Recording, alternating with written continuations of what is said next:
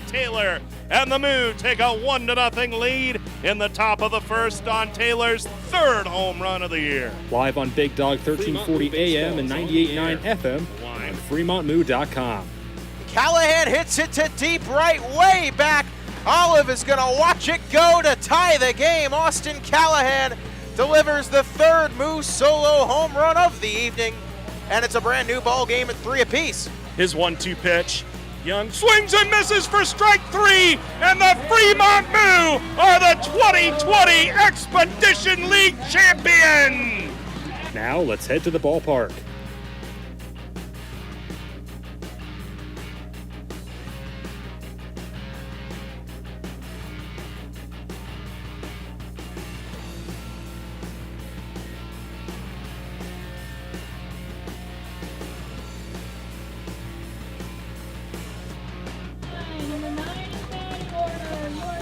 Fremont Moo Baseball is on the air live from historic Moeller Field in Fremont, Nebraska.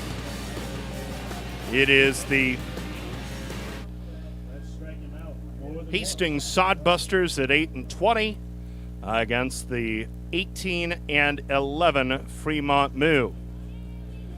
And with Zach Berman, this is Nate Rohr reporting it's a muggy day for baseball. The temperature in the lower 80s, a little bit of a breeze blowing in, but should be dry, should be able to get this whole game in without interruption. It was a rough one last night for the Moose. They fell 19-7 to the Sioux Falls Sunfish.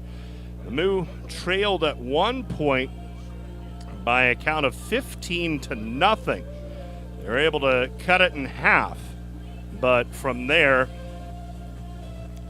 the Sunfish were able to reopen their lead and cruise to a 19-7 win over the Moo. This is the pregame show presented by Inspro Insurance, a Marshall McClellan Agency LLC company with locations in Fremont, Wahoo, West Point, Lincoln, Omaha, and West Des Moines. Go to InsproINS.com for details. So the Moo play the final 3 games of this first half of the 2020 schedule. And the Moo trying to get some positive momentum after a bumpy end. Fremont has dropped 8 of its last 10 games. The Moo just trying to get back to playing good baseball as they were earlier in the season, and to hopefully heal up a little bit, they are going to take on the Fremont. They are taking on the Hastings Sodbusters, a team that they have dominated of late here in 2021. We'll send Shea Zetterman to the hill as we check out our Deers Ford pitching preview. Today's pitching matchup is brought to you by Deers Ford in Fremont, USA. When you're ready to be matched up with a perfect Ford or Lincoln, head to DeersFord.com. And so Shea Zetterman out of North Dakota State will take the ball for the Moo, and Zetterman struggled in his last start as Zetterman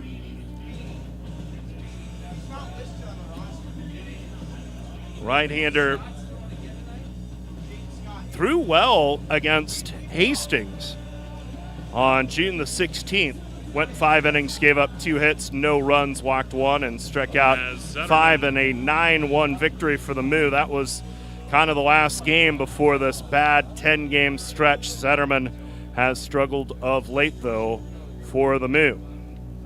Meanwhile, Hastings will go with the familiar right-hander Shane Scott. And so the Moo will be facing somebody that they have seen quite a bit of this year, and hoping that that familiarity allows them a greater chance at success here tonight. And now it's time to check out our field conditions, brought to you by Extreme Outdoor Power. If you want your yard ready to play ball, get a Husqvarna mower from Rick LaReger at Extreme Outdoor Power, 805 South Broad Street today. And field is holding up pretty well. There's not been much rain lately, but haven't needed much rain. Of course, we had a little bit of precip the other day, but all the same, field looks to be in good shape. The infield fairly green. It's starting to dry out some.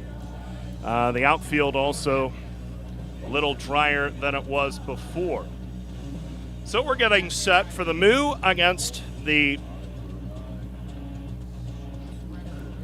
Hastings Sodbusters, and Fremont trying to get things on the right track as we move into the final 3 games of the 2021 first half. Of course, as we said yesterday, these games do not matter as far as standings are concerned, but the Moo need to build up some momentum heading in to that massive series with the Souris Valley Sabre Dogs this weekend. So Fremont hoping to get things turned around, and it has to start tonight with a matchup against Hastings. We'll step aside for a moment, and come back with our conversation with Shea Bennett. The Pro Insurance pregame show rolls along.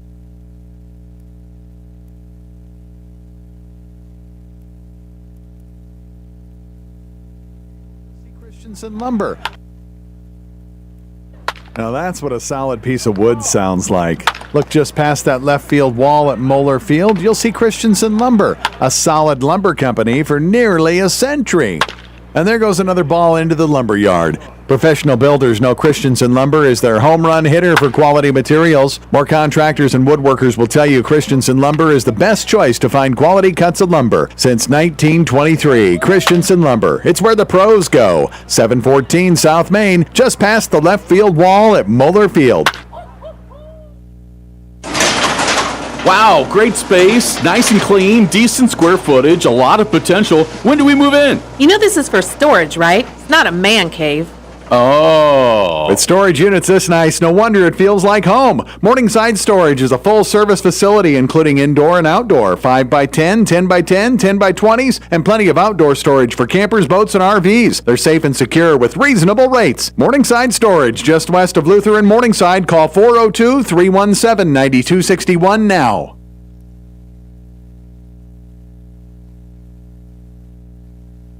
Back here at historic Moeller Field as we get ready for this makeup game between Sioux Falls and Fremont, just a single game in this series. And Shea, first off, you've not been on the field the last couple of days due to the discussion Friday night with the umpires. What was it like watching and not being in the dugout with the team these last couple of days? Definitely not where I want to be, for sure. I'm excited to get back down here with the guys today. We had a unfortunate weekend. The series didn't go the way we wanted it to. So just coming back out today and starting to get back to it. It's just such a weird series, too, with everything we saw in all facets. Straight steals of home. Weird rulings by the umpires, the lightning delay. I'm trying to think how much more weird stuff we could have packed into the series, and I think we came pretty close to that last series having everything. There's a lot of things that I've definitely never seen before and probably will never see again. I'd be completely all right with just getting back to playing some normal baseball this week here. One thing that Souris Valley brought to the table was a very speedy team, and as a result, the Moo had some struggles defensively. Was it because of their speed, or are there adjustments that need to be made by the Moo to play a little better on that end? I think we could definitely be a lot better. We definitely need to clean it up defensively.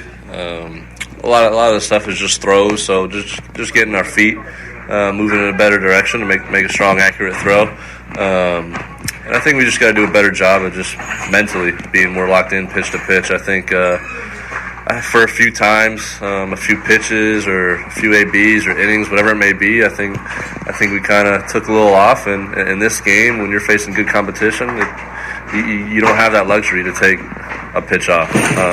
Usually when you do, you get exposed. So I think we just got to do a better job, and we've talked about it in the past, but just staying locked in every single pitch. How do you foster that? I mean, this Inspro Insurance is your locally owned and independent insurance agency. Inspro is a Marsh & McLennan Agency LLC company representing many insurance carriers, including EMC Insurance. EMC ranks among the top 60 in the U.S. to give you the best coverage and value. Serving Fremont for over 60 years, Inspro remains committed to providing professional and personal service. Proceeding with confidence. Inspro, a Marsh & McLennan Agency LLC company in Fremont, West Point, Wahoo, Omaha, Lincoln, and West Des Moines. At InSproINS.com on the web. Husqvarna now has special financing and extreme outdoor power with approved credit. Available on all Husqvarna residential or commercial acreage and zero-turn mowers. Get the professional power you need today with 6-year warranties on residential or 10-year warranties on commercial mowers. Extreme Outdoor Power repairs most major brands, and they carry a full line of battery-powered equipment too. Stop into Extreme Outdoor Power and visit with Rick LaReger today at 805 South Broad Street in Fremont. Fremont Moo Baseball! See the defending Expedition League champion Moo at historic Moeller Field all summer long. Tickets are on sale now for all remaining home games. Watch the Moo push for another Expedition League title and enjoy all the fun of a night at the ballpark with all sorts of promotions and giveaways to make your night special. Buy your tickets in advance and save at tickets.fremontmoo.com. Party till the cows come home! Fremont Moo! Did you know at Deersford Lincoln we have a team of highly trained Ford-certified technicians that will make all the difference in your automotive service needs? Ford has long been on the cutting edge of automotive technology. Don't trust your Ford to an unqualified mechanic. Get it done right the first time. The Deersford way. We service all makes and models, and we welcome the opportunity to be your family certified service technicians. Contact Deersford Lincoln Service at 402-721-1472 to schedule a service appointment today. At S2 Refuse and Recycling, our hometown matters. If our family can help your family with residential trash pickup, recycling and yard waste, portable restrooms, roll-offs, or commercial trash and recycling, find us down on Main Street. Down on Main Street, S2 Refuse and Recycling. It's a hometown service. On Main Street in Fremont. S2 Refuse and Recycling. And online, it's s2rolloffs.com. Interested in starting a new career with great pay and benefits? Lincoln Premium Poultry is now hiring for all positions. An innovative company with state-of-the-art technology. Visit www.lincolnpremiumpoultry.com or be referred by a current Lincoln Premium Poultry team member, and you can each earn up to $1,000. Lincoln Premium Poultry. Apply at lincolnpremiumpoultry.com. We want you on our team.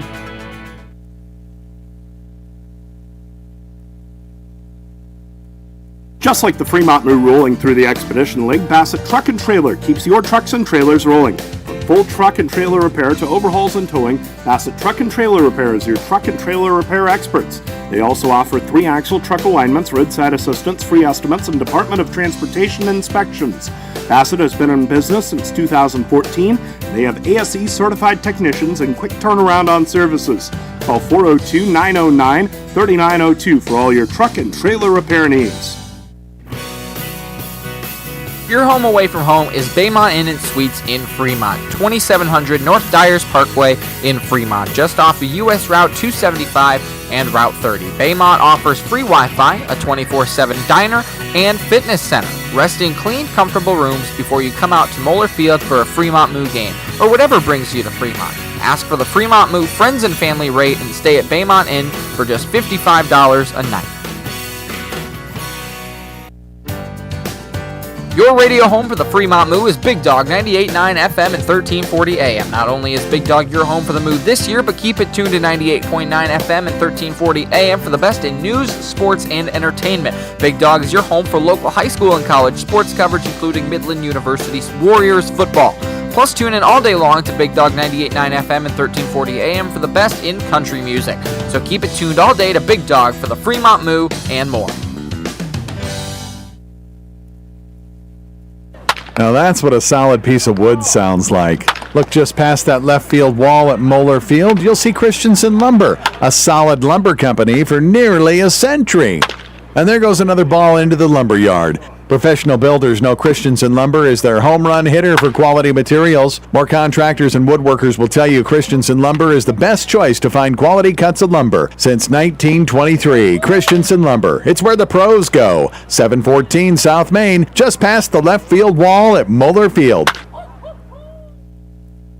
Fremont Moo fans love their meat, and Hy-Vee has all your favorites at the best prices this summer. Hy-Vee Choice Reserve Steaks, always low prices on your favorite flavors of brats. There's boneless, skinless chicken breasts, chicken grillers, America's pork chops for the grill, and the best cuts of salmon and seafood for that summer party on the patio. Shop online right now. Go to HyVeeIslesOnline.com and place that order. Your Fremont Hy-Vee, proud to be a part of the Fremont Moo. Trust the G-Force team at Getchman Heating and Air Conditioning for your home comfort needs. Whether it's a repair on your heating or air conditioning system or a full replacement, Getchman's skilled professional technicians are technicians you can trust with your house keys. Give them a call if the dog days of summer get the better of your AC, or if you want to give your heating system a tune-up before cooler weather rolls in. For technicians you can trust with your house keys, call Getchman's, the G-Force team at 402-721-6301 in Fremont. Nate Rohr back with you from historic Moeller Field in Fremont, where the Moo get set to take on the Hastings Sodbusters, and a medevac helicopter has just landed on the field as part of the first responder night festivities. And Bovine, the Moo mascot, came out of that helicopter. And now the helicopter is lifting off and leaving the scene as we get ready for the first game of this three-game series. The Moo against the Hastings Sodbusters. And now it's time to check out tonight's starting lineups, brought to you by your Fremont Hy-Vee. For a lineup that's loaded, shop your Fremont Hy-Vee. Go to HyVeeIslesOnline.com now and place your order. Starting lineup for the Hastings Sodbusters. They are 8-20 on the year. Omar Jackson is the center fielder leading off. Batting second is the second baseman Cole Dawson. The first baseman, Trevor Matson, bats third. Hitting cleanup, the designated hitter, Jack Hammond. Batting fifth is the shortstop, Luke Solis. The right fielder, Matt Hallback. At sixth, batting seventh is the left fielder, Logan Johnstone. Batting eighth is the third baseman, Trevor Stevens. Hitting ninth is Connor Feen, the catcher. Jackson, Dawson, Matson, Hammond, Solis, Hallback, Johnstone, Stevens, and Feen. And on the mound, the right-hander, Shane Scott out of Arkansas Tech. Now the starting lineup for the Moo is managed by Shea Bennett. And leading off is Tyler Push, the left fielder. The shortstop, Peyton Leeper, bats second. Batting third, E.J. Taylor, the first baseman. Brock Reller bats cleanup and is the designated hitter. Jack Simonson in right field bats fifth. Batting sixth is the catcher Ryan Hayes. Batting seventh is Austin Baskin at third base. Ryan Koski is the left fielder, batting eighth. Batting ninth is Dylan Sears, the second baseman. For the Moo, Push, Leeper, Taylor, Reller, Simonson, Hayes, Baskin, Koski, and Sears. And on the mound is right-hander Shea Zetterman, the Lincoln native and the North Dakota State right-hander on the hill. As we said, he shut out the Sodbusters a couple of nights ago. Zetterman on the season 1-1 with a 2.57 ERA. This is his fourth appearance and his third start. He has thrown 7 innings, given up 4 hits He's allowed 7 runs, just 2 of them earned. Got whacked around in the Friday game of the SaberDogs series. He has walked 3 and struck out 9.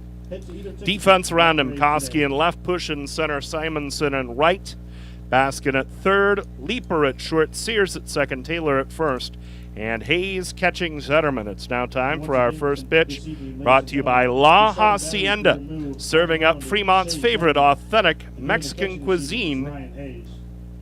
3140 East Elk Lane across the street from Goodwill. The left-hand batter, Omar Jackson, steps in. First pitch time is 7:06. The temperature is 82 degrees. We're set to go. Glad you're along with us as the Moo take on the Sodbusters. Jackson shows butt, pulls back, and takes a ball.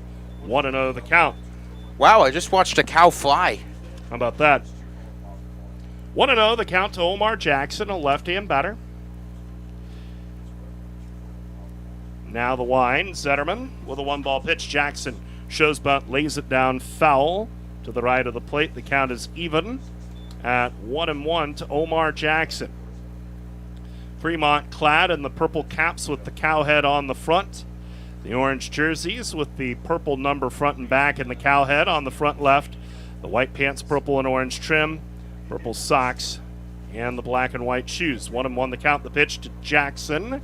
He takes low for a ball.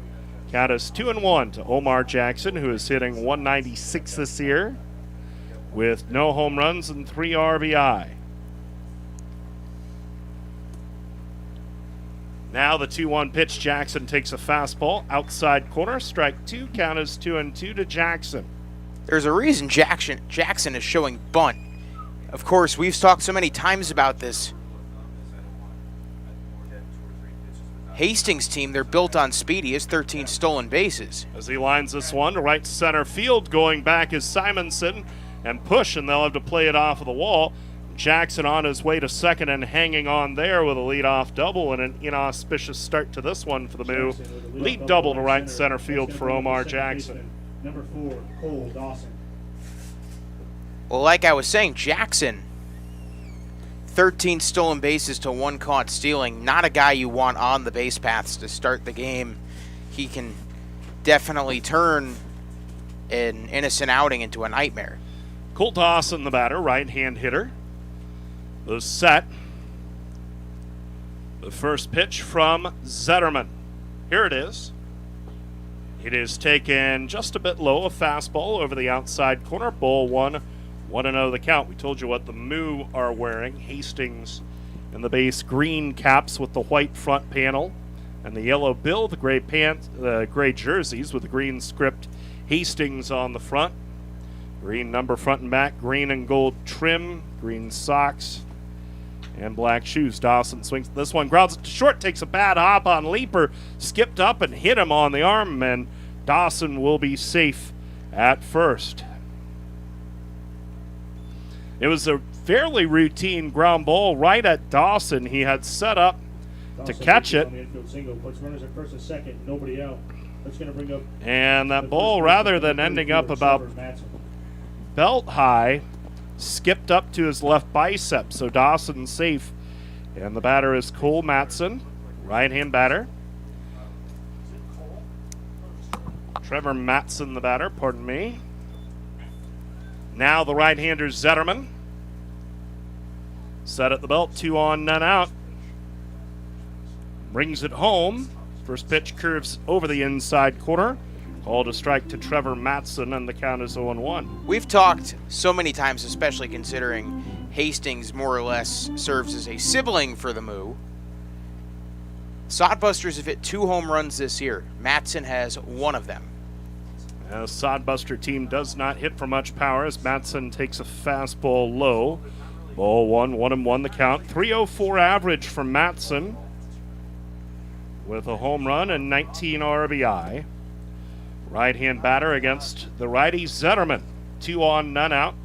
Top of the first, Matson the third batter of the game. 1-1 one on the way. Matson rips a ground ball up the third base line and fair, past a diving basket and into the left field corner. Jackson scores. Around third comes Dawson. He's going to come in to score as well. It's a 2-run double to left field, 2-0 Sodbusters in the first. Over the last week, we have seen the struggles go from tough to tougher to toughest. And unfortunately, it doesn't seem like the bad times have subsided after last night. The batter is Jack Hammond. Right-hand batter. The umpires were talking about something. What, I'm not certain. The ball got stuck out in left field. It was a dead ball. It got caught in between that strip of grass where there's some metal bleachers out in the left field corner. Koski immediately called unplayable. So with both runs scored by that point, you leave the runner at second. But Shea Bennett, the Moo manager, is out of the dugout to make sure that that is the call. I think he's trying to get Dawson back to third, saying that he's only entitled to 2 bases there. But he had already scored by the time the ball had become dead. 2-0. Hastings leads it. We're in the top of the first.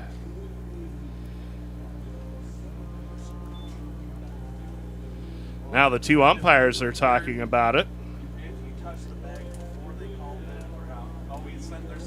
Now they are going to actually... Are they going to bring him back out? They are not. So a 2-run double.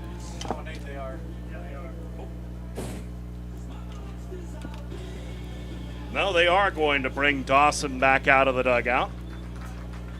So they changed the ruling. So apparently Dawson had not scored. So it is now 1-0. Hastings leads it. Batter is Jack Hammond. Runners second and third.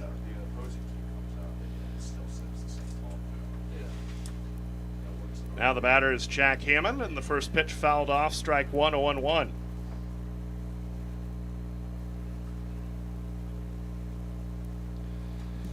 Hammond, a right-hand batter. On the air, 262 average, no home runs, 17 RBI. 1-1 the count, the set, the pitch. That's a slider taken over the outside corner. Called a strike 0-2 Zetterman to Hammond.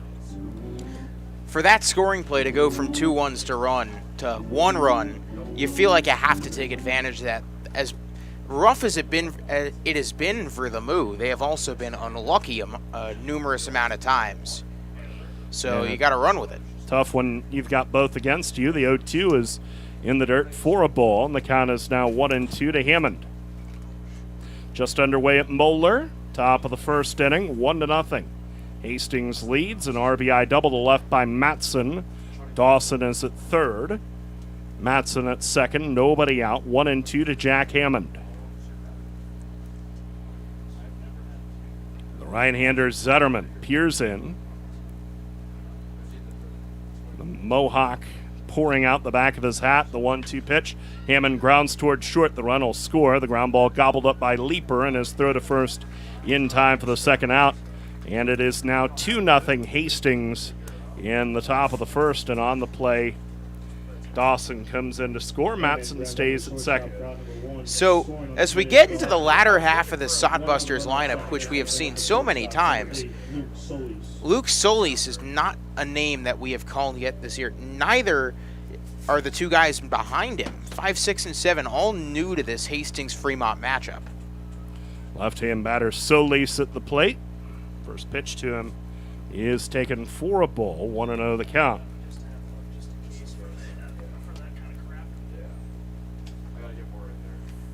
One and 0 the count. Runner at second, 1 out, 2 runs in, 2-0 Hastings. Top of the first, the pitch. It's taken for a strike over the outside corner. The count even at 1-1 to Solis. The Moo dropped 8 of their last 10. They need to find their way back to the winning track. 1-1 the count. The set by Zetterman. His 1-1. Solis swings and misses strike 2. And the count is 1-2.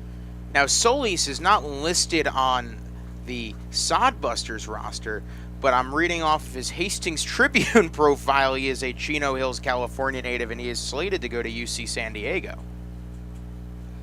So Southern Californian on the Hastings roster. The 1-2 pitch. There's a changeup. Fouled off around home plate. Still 1-2. Solis to Zetterman. It's funny. Hastings has this whole team written out, this whole profile, and the most important question, is a hot dog a sandwich? Luke Solis does not think so. I know I feel better about the world knowing that. The 1-2 on the way. Solis grounds past the pitcher. Charging Sears, the second baseman, has it, guns to first in time. And there are 2 gone in the top of the first. That's a tough play by Dylan Sears. Not easy. With Zetterman getting in front of the ball but not able to knock it down. You really have to think fast and charge, especially the guy going from second to third on the other side. Now the batter is Hallback.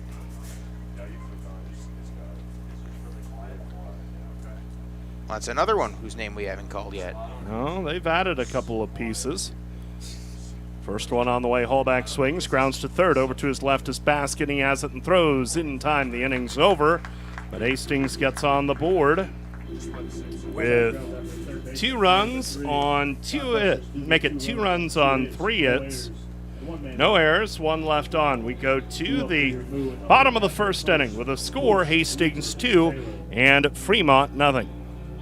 Built on a rich Midwest history that dates back to the 1930s, Inspro Insurance has become a leading national independent risk management and benefits agency. They build solid relationships so they can serve you at the highest level. Insurance, bonding, employee benefits. They are specialists in safety and loss control. From family homes to multi-state business operations, Inspro will protect your livelihood and life's work. Inspro, proceeding with confidence. In Fremont, West Point, Wahoo, Omaha, Lincoln, and West Des Moines. At InsproINS.com on the web.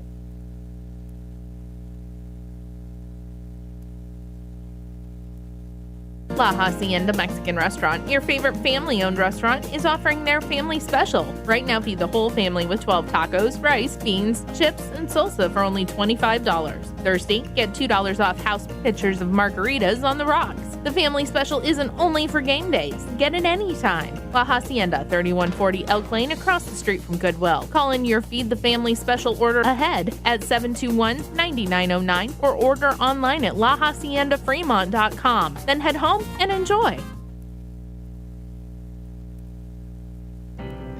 At Methodist, our doctors, nurses, and team members work together to ensure you receive the level of expertise and compassion that you deserve. Whether it's in Omaha, Council Bluffs, Fremont, or any of the surrounding areas, we all share a common goal: delivering outstanding care and exceptional outcomes for every patient. Methodist, the meaning of care.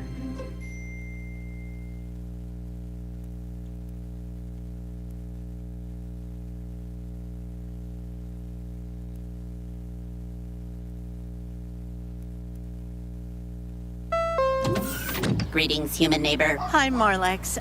Yesterday your husband Zendar was cutting your lawn with a... semi-conducting laser device. Yeah. Well, he zapped one of my rose bushes. Our apologies. Please accept this Nebraska Pick 5 ticket. It has a $50,000 starting jackpot with drawings 7 days a week. Oh, I love Nebraska Pick 5, but come on, you didn't have to do that. I did. He also accidentally incinerated your charcoal grilling apparatus. Pick 5 from the Nebraska Lottery. Top prize odds 1 in 501,000.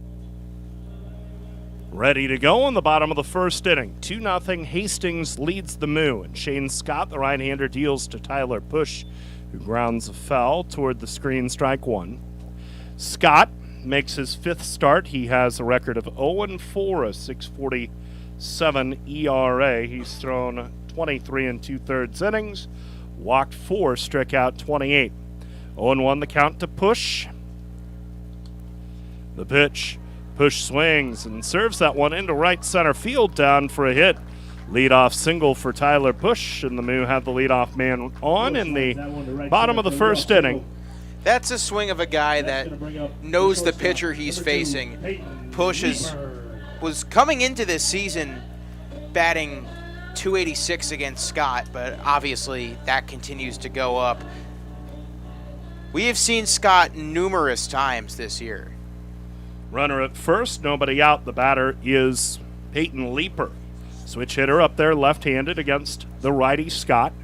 And the first pitch, Leeper swings and lifts the fly ball, left center field.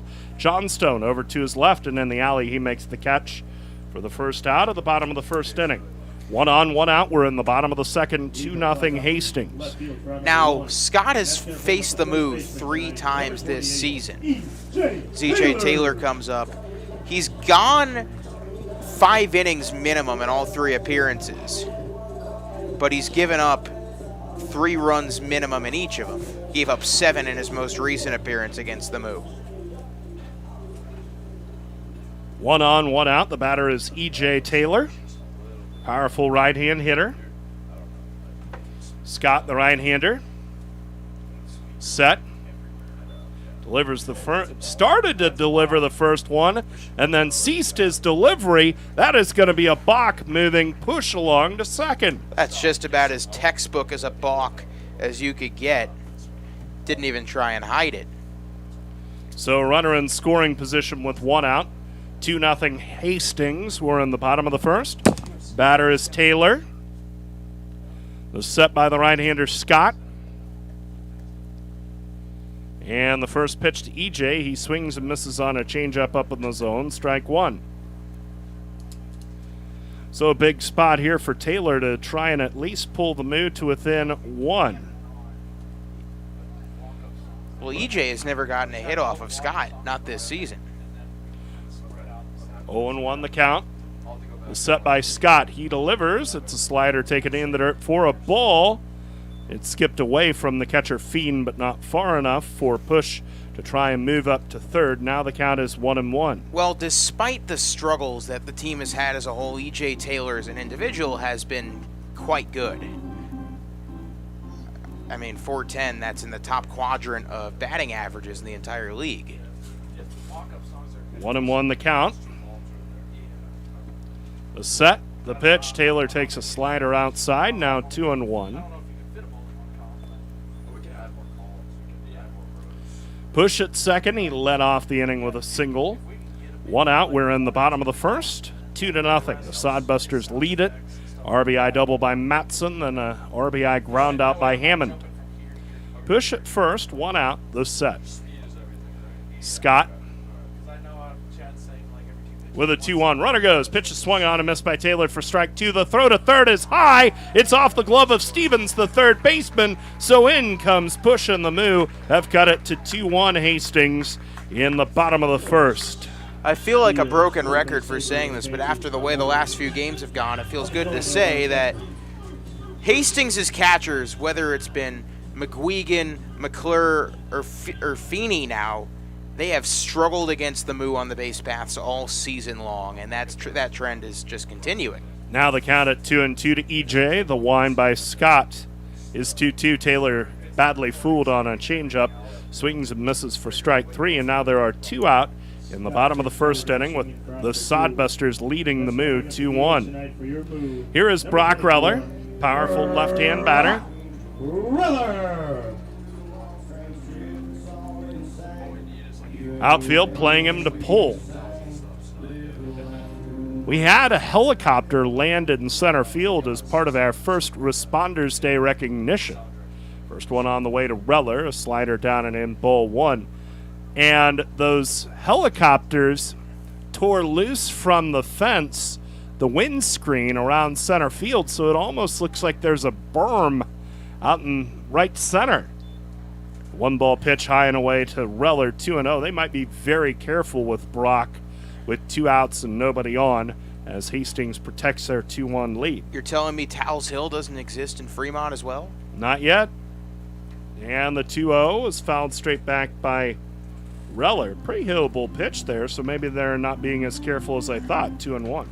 Well, we already have a monster, so why not a Hill out in right center too? Sure. Hastings is no stranger to that. They got a flagpole and a scoreboard in play. It's also 400-some feet away from home plate. The 2-1 to Reller, a fastball way high and away, now 3-1. Yeah, I have a home run sculpture and fountains. Fireworks that go off after every homer. Ivy, exploding scoreboard. Yeah, let's go crazy. 3-1 the count, the pitch. Reller swings and hammers it. Deep right field, and it is gone. Home run, Brock Reller. And the Moo have tied it at 2 in the first. Well, they're maybe not as being careful with Brock Reller as we thought. No, they were not being careful. And if you're a righty and you're not going to be careful with Brock Reller at the plate, especially if you're not a hard-throwing guy like Scott is, that's how you end up with a ball over the right field fence. That thing was just a line shot. No air on it, hardly, just enough to get over the fence. It was a rocket out there. This game tied at 2. We're in the bottom of the first, and that was some good wood presented by Christensen Lumber. The best choice to find quality cuts of lumber since 1923. Christensen Lumber, it's where the pros go. So another Reller rocket ties it at 2. We are in the bottom of the first. The batter is Jack Simonson, righty to righty. First one to Jack is swung on. Popped up foul ground, first base side. Matson and Dawson after it. Dawson, long run, reaches out, cannot make the catch as the ball lands just out of his reach. Strike 1. Boy, we have seen some close plays out there. Those foul grounds out and right aren't as friendly to exciting plays as, say, Badlands, but they're exciting, especially out in left, though, now that you have that area that cuts in. As the pitch, Simonson chops it up the line foul, strike 2. That's what makes this league so much fun, is you have so many different ballparks, even more so than bigger, like, collegiate leagues. Every ballpark in this league seemingly is quirky and then some.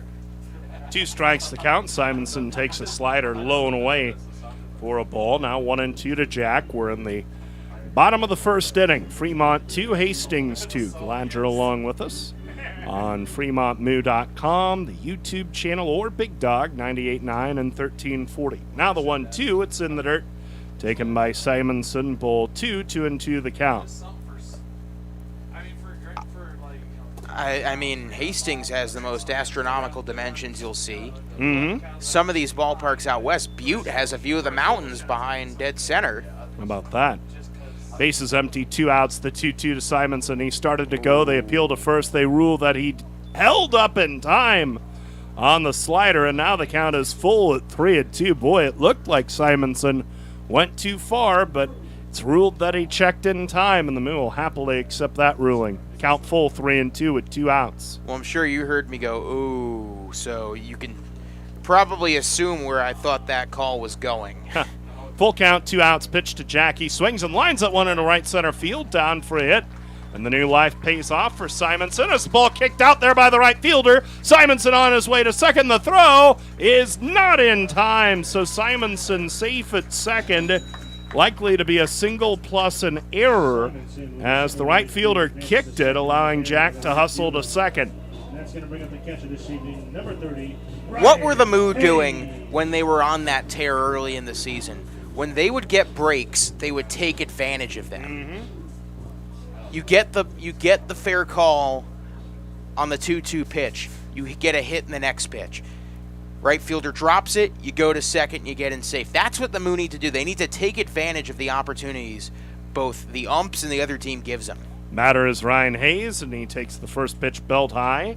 Outer half for a strike, 0-1 to Hayes. Now, Hayes is a guy that's kind of come on slowly, but really in some of those marathon Souris Valley games, he came up huge. 0-1 the count to Hayes. The set at the belt by Scott. The righties 0-1. Hayes takes a curveball outside corner, strike 2. We are in the bottom of the first. Moo 2, Sodbusters 2.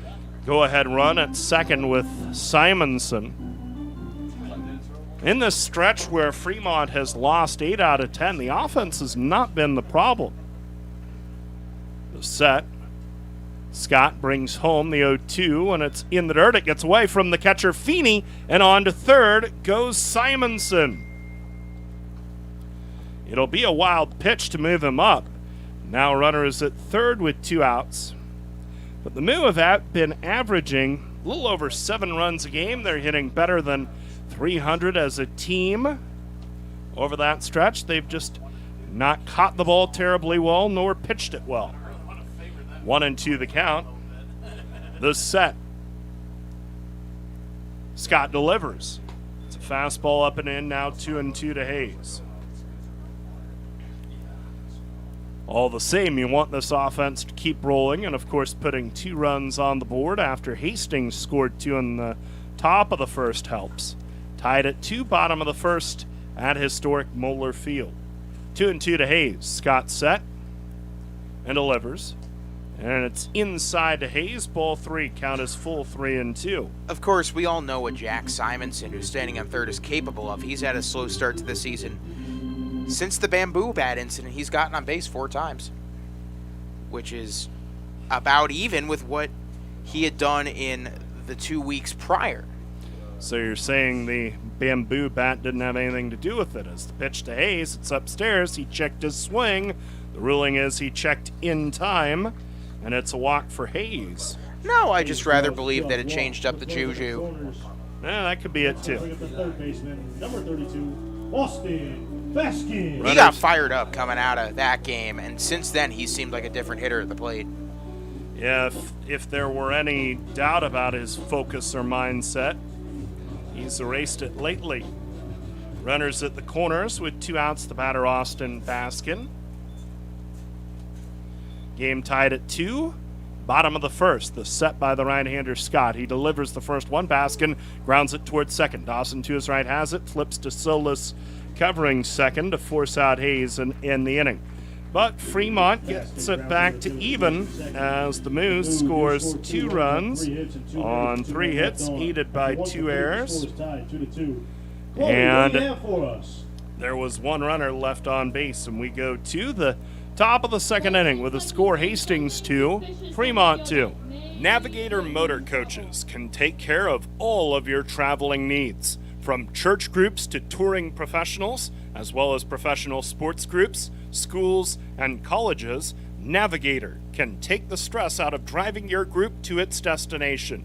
Visit navigatorbus.com or give them a call, talk to their sales representatives, and leave the driving to their trained professional operators. Navigator Motor Coaches, proud partners of the Fremont Moo. Pinnacle Bank isn't just a bank in Nebraska. They're Nebraska in a bank. Visit Pinnacle Bank's 3 locations in Fremont or any one of their 61 locations across Nebraska to experience Pinnacle Bank's superior service. Whether it's a checking account, a mortgage, a home loan, or a savings account, see why Pinnacle Bank is Nebraska in a bank today. Stop by 99 West 60th Street, 45 West 23rd Street, or 1520 East 23rd Street in Fremont, or visit pinbank.com today.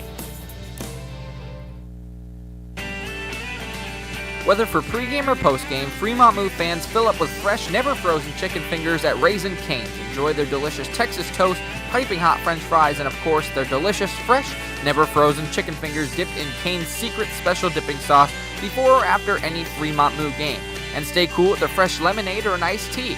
Stop in at 1058 East 23rd Street in Fremont. Raisin Cane's, one love.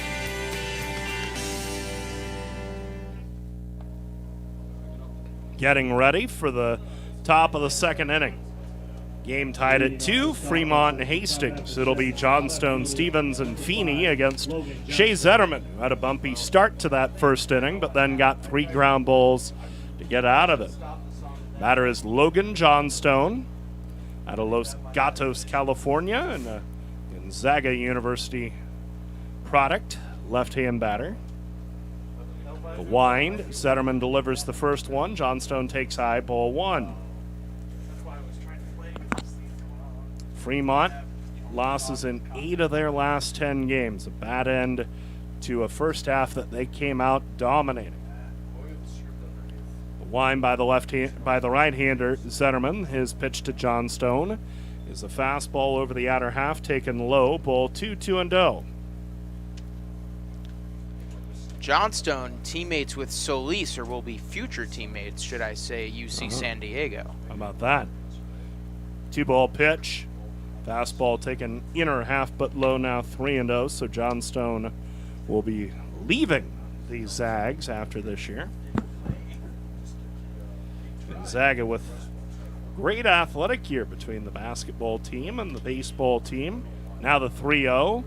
And it's a fastball taken outside corner, cold to strike to Johnstone. Now 3-1. There's a lot of Gonzaga on Souris Valley. Mm-hmm. A lot of Spokane in this league. This is true. The 3-1. It's taken inside corner at the knees for a strike, 3-2. We are tied at 2 in the top of the second inning. The Moo had a Spokane Falls player, Brendan Duncan. The pitch, swing and a pop-up, short center field. Leaper, the shortstop out, push, edges in and makes the catch. One gone in the top of the second. Right there you can feel like fortunes change. You start out 3-0 in the bat, and Zetterman battles back and then jams Johnstone, gets him to pop out. That is a very good sign after how he pitched the first. 1 out, nobody on. Zetterman's retired 4 in a row. We're tied at 2 in the top of the second. The batter is Trevor Stevens, another left-hand batter. And the first pitch fastball is taken low over the outer half, ball 1. Stevens, the number 8 hitter in the order. Outfield shading him to pull. Infield is back. 1-0 the count. Stevens takes down and in for a ball, now 2-0. You have to wonder, with all the Spokane influence on this league, you already have a team in Canyon County. I don't know how far that is from Spokane, but maybe. 2-0 the count. The pitch, Stevens swings and strokes a foul to the left out of play. It's now 2-1, that foul ball. Brought to you by Lincoln Premium Poultry. Log on to Lincoln Premium Poultry today and look into a career with Lincoln Premium Poultry. 2-1 the count to Stevens. The pitch from Zetterman. That one is inside, now 3-1. We are in the top of the second, game tied at 2. Be interested to see where this league expands next. Grand Forks is slated to get a franchise next year. Rapid City, I believe, not too far away as well. There you go, 3-1 the count. The pitch, Stevens fouls it off around home plate, 3-2. So to answer your question, It's about 6 hours from Caldwell to see where this Spokane. league expands next. But there's a lot of Montana that's yet to be unturned. Yeah. Billings, Bozeman, a couple of those cities could be due for a team. Billings, of course, about 3 hours from Badlands. 3-2 pitch on the way, a swing and a miss by Stevens. He's down on strikes. And there are 2 down in the top of the second inning. Fans, let's make some noise. Much better You know what time it inning is. so far. Now batting. As you were saying. Problem is, as far west as this league is going, it's already pretty far flung westward. Of course, the 2 teams that are joining up next year, Rapid City and Grand Forks, are already more or less in the footprint, but I don't know how much farther west this league wants to go. We shall see. Batter is Connor Feeney, right-hand hitter. This is another new name. And the first one on the way from Zetterman. It's a curveball, stayed just high. Ball 1-0 the count.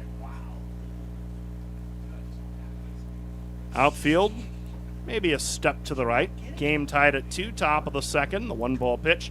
Feeney swings, lofts a fly ball down the right field line. Simonson over to his left, and he makes a fair ball catch to end the inning. So, Zetterman gives up 3 hits to begin, but he has retired the last 6, and he sits down Hastings 1, 2, and 3. We go to the bottom of the second inning. Koski, Sears push due to hit. And we've played 1.5 with a score. Moo 2, Sodbusters 2. Gentlemen, here at Weesey Plumbing and Excavating, our customer's duty is our duty. Yes, Drill Sergeant. Now, you're Fremont's finest, and I want you people-pleasing plunger wranglers to remember here at Weesey, we don't stop fighting clogged drains, low water pressure, frozen pipes, until our residential and commercial customers are smiling. Am I making myself clear, you toilet snake and sink suckers? Yes, Drill Sergeant. Now, our customers will find us in Fremont, on Facebook, and online at WeeseyPlum.com. Weesey Plumbing and Excavating. Your duty is our duty. Looking for photography and video services in Fremont? Give Vic's Photography and Video Services a call. He offers photography and video coverage of weddings and events, portfolios of families and high school seniors, and businesses. Vic also knows video. He can produce corporate videos or commercials for your business and transfer your home movies and videos to DVD. Need an eye in the sky? Vic is also a licensed commercial pilot, so he can provide aerial photography services. Give Vic a call at 402-721-9121 for all your video and photography needs. The Fremont YMCA is the largest YMCA in the United States and has everything you need to strengthen your family in mind, body, and spirit. The nearly 250,000 square foot facility includes 4 full-size gymnasiums, an Olympic-sized swimming pool, a steam sauna, a hot tub, 5 indoor tennis courts, an Olympic-sized ice arena, 5,000 square feet of wellness center, and an air-conditioned fitness studio, 3 racquetball courts, a fully equipped gymnastics center, an indoor suspended track, and more. Visit the YMCA at 810 North Lincoln Avenue and see what the Y can do for you today. That to-do list you have needs one more thing: chill. Take the afternoon off and binge watch anything. Go to happy hour and stay for a couple hours. Whatever you do, do it with a Coors Light. Mountain cold refreshment made to chill. 2020 Coors Brewing Company, Golden, Colorado. Celebrate responsibly. Getting ready for the bottom of the second inning. Ryan Koski will lead off for the Moo. Fremont and Hastings tied at 2. Koski, Sears, push 2 to hit for Fremont in the bottom of the second inning. Koski, right-hand batter. Scott, the righty, winds and deals in the first pitch. That is taken curveball inside corner but low, ball 1. Now there are 5 cities right now that are listed as potentials for expansion teams, and Ryan Koski's hometown, Kearney, is one of them. 1-ball pitch. Koski takes a fastball high and away now, 2-0. UNK dropped its baseball program a couple of years ago.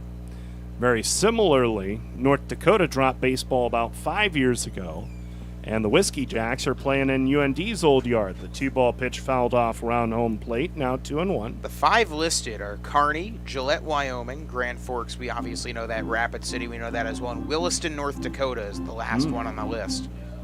Hometown of Phil Jackson, legendary basketball coach. Phil Jackson is from Williston? 2-1 on the way. Koski chops it past the pitcher. The shortstop Solis ranges in and to his left, grabs and throws in time. Nice play. 1 gone. Bottom of the second inning with the Moo and the Sodbusters tied at 2. 1 out, no one on. The batter is Dylan Sears.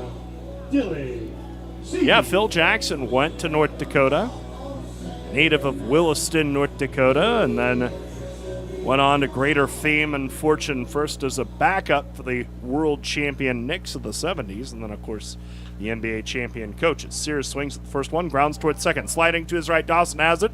Flips to first, and on the hop, the throw is in time, beating Sears. And there are 2 gone in the bottom of the second inning. All Sears do can shake his head there. That's a great play. And Sears, who's made plenty of those kinds of plays at second base in his career, he knows. Yeah, sometimes you get robbed. 2 gone. The batter is Tyler Push. He singled up the middle, moved to second on a balk, stole third, scored on a throwing error by the catcher in the first inning. Speedy right-hand batter out of Fremont and Newman University. First one on the way. Push takes a curve, outside corner, called a strike, 0-1. We're in the bottom of the second inning. Moo 2, Hastings 2. Final series of the first half of the Expedition League's regular season of 2021. 1-strike pitch, slider down and away, ball 1. We're even at 1 to Push. Boy, I'm looking at the map right now. Williston is up there. Oh, boy. If I recall, Phil Jackson had a successful CBA coaching career in the Dakotas. 1-1. Push, broken back grounder to second, right at Solis, who has it. Throws first in time, the inning's over. Had a successful career in the CBA coaching in the Dakotas before first being a Bulls assistant, and then, of course, the head coach with Michael Jordan. Moo gone 1, 2, 3. We go to the third, but first I have to go take a bathroom break. Brought to you by Wheezy Plumbing and Excavating. When something messy breaks, remember your duty is our duty at Wheezy Plumbing. Call 721-6908. Through 2, Fremont 2, Hastings 2. Catch the Fremont Moo as they defend their Expedition League championship and enjoy daily specials during the week at historic Moeller Field. On 2-for-1 Tuesdays, get 2-for-1 GA tickets plus 250 16-ounce Coors Lights. Then on Wiener Wednesdays, savor $2 hot dogs and wash them down with La Hacienda margaritas. On Thirsty Thursdays, 16-ounce Coors Lights are just $3. Buy your tickets on FremontMoo.com and save on reserved seats by buying in advance. Fremont Moo Baseball, party till the cows come home. Now that's what a solid piece of wood sounds like. Look just past that left field wall at Moeller Field, you'll see Christensen Lumber, a solid lumber company for nearly a century.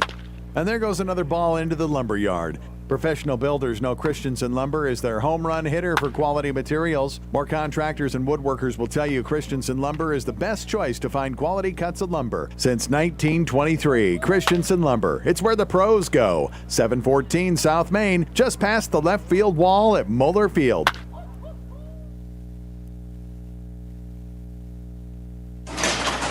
Wow, great space, nice and clean, decent square footage, a lot of potential. When do we move in? You know this is for storage, right? It's not a man cave. Oh. With storage units this nice, no wonder it feels like home. Morningside Storage is a full-service facility including indoor and outdoor, 5x10, 10x10, 10x20s, and plenty of outdoor storage for campers, boats, and RVs. They're safe and secure with reasonable rates. Morningside Storage, just west of Luther and Morningside. Call 402-317-9261 now. Top of the third inning.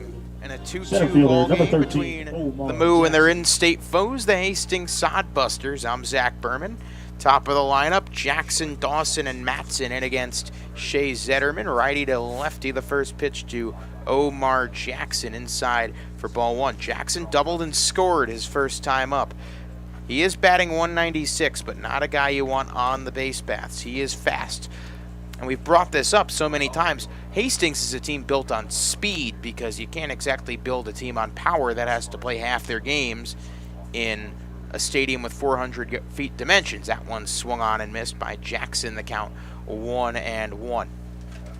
First of three here tonight between Hastings and Fremont. Really, these games just serve to build up momentum until the second half begins with that trip to Souris Valley on Friday, the 1-1 low 2-1. Now you look at the second half schedule, and the first thing that jumps out is there are no brutal travel trips after Souris Valley. The 2-1, that one swung on and missed. Nice pitch by Zetterman on the fastball. Count goes 2-2. The Moo have had to make 4 separate trips to North Dakota this year. Well, they've made 3 so far. Souris Valley will be the 4th and final, at least until the playoffs. But after that, the furthest they'll have to go is Western. 2-2. That one hit high in the air. Shallow right field. Simonson calls off Sears. Makes a couple steps in and makes the catch for out number 1. Flies out to the right field and for out number 1. Simonson having the ball. Number 4. Find him quite often early in this game. And Colt Dawson will step in, having singled his first time up. Dawson was a somewhat late addition to the roster for Hastings. We didn't see him until a couple games into this season series, of course. This officially kicks off the second half of the Moo Hastings slate. Game 11 of 20 between these two. That one I call it strike one on the outside corner. Moo play 35 games from tonight. 20 of them are going to be against Hastings and Sioux Falls. The 0-1, that breaks a little bit too far in, count 1-1. A lot of travel in the first half, but a more forgiving road schedule in terms of distance in the second half, and I'm sure both the players and us interns are a little bit relieved on that. The 1-1, that one chopped foul, third base side out of play, count goes 1-2. Of course, that big bad trip to big bad Souris Valley looms in the distance this weekend. 1 ball, 2 strikes, 1 out. Score is tied at 2. Righty to righty, Zetterman, he deals. Hit high in the air, foul, hooking towards the Sodbuster bullpen. It will land on the roof. Count stays at 1-2. So Safe to say with Zetterman, we last saw him on Saturday night. He got rocked by Souris Valley. It was 7-zip by the time he left, and that was all we saw out of him. But I know, and you know, Nate, that Shea Zetterman, that hopefully will be an outlier, as he needs to be an anchor for this pitching staff. That one low and outside 2-2. And yes, good pitchers have bad days. Happened to Brody a couple weeks ago in Badlands, and he rebounded for, obviously in the standings, it wound up being meaningless, but still a big win nonetheless against Souris Valley on Saturday night. And Suntech has been very reliable this year, and the fact that he bounced back immediately after that rough start at Badlands with a good one against Souris speaks to the fact that that was an aberration. 2-2 pitch is poked foul right field side. We stay 2-2. Zetterman came in a little bit late. Part of the raft of North Dakota State players, of course, the other one being Jack Simonson. They were participating in the Stanford Regional, went 1-2 out in Northern California. 2-2 pitch, and that one is taken over the inside part of the plate for strike 3. So the Bison, Shea Zetterman, strikes out Dawson looking. Yeah, that's how they say it up there. Go Bison. Yes. Not Bison. Bison. B-Y-E-Z-E-N, I think, is the pronunciation. Trevor Matson takes a first pitch high and away for ball 1. He had an RBI double his first time up. Traveling this part of the country, it's amazing hearing the discrepancies in accents. The 1-0. Taking it low is Matson 2-0.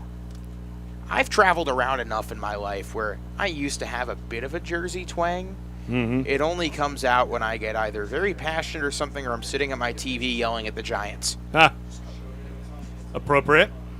But otherwise, it's mostly disappeared. People can't usually tell the 2-0 pitch. That's low and away for ball 3. And yes, I have lived a couple different places. I've spent years in New Jersey, New York, Connecticut, Florida, technically I can say. And of course, 3 years in Missouri will do a number on where you sound like you're from. 3-0 pitch.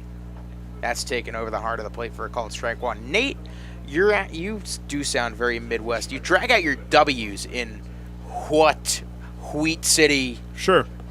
Which is typical of the area. That one swung on and missed. Count goes 3-2.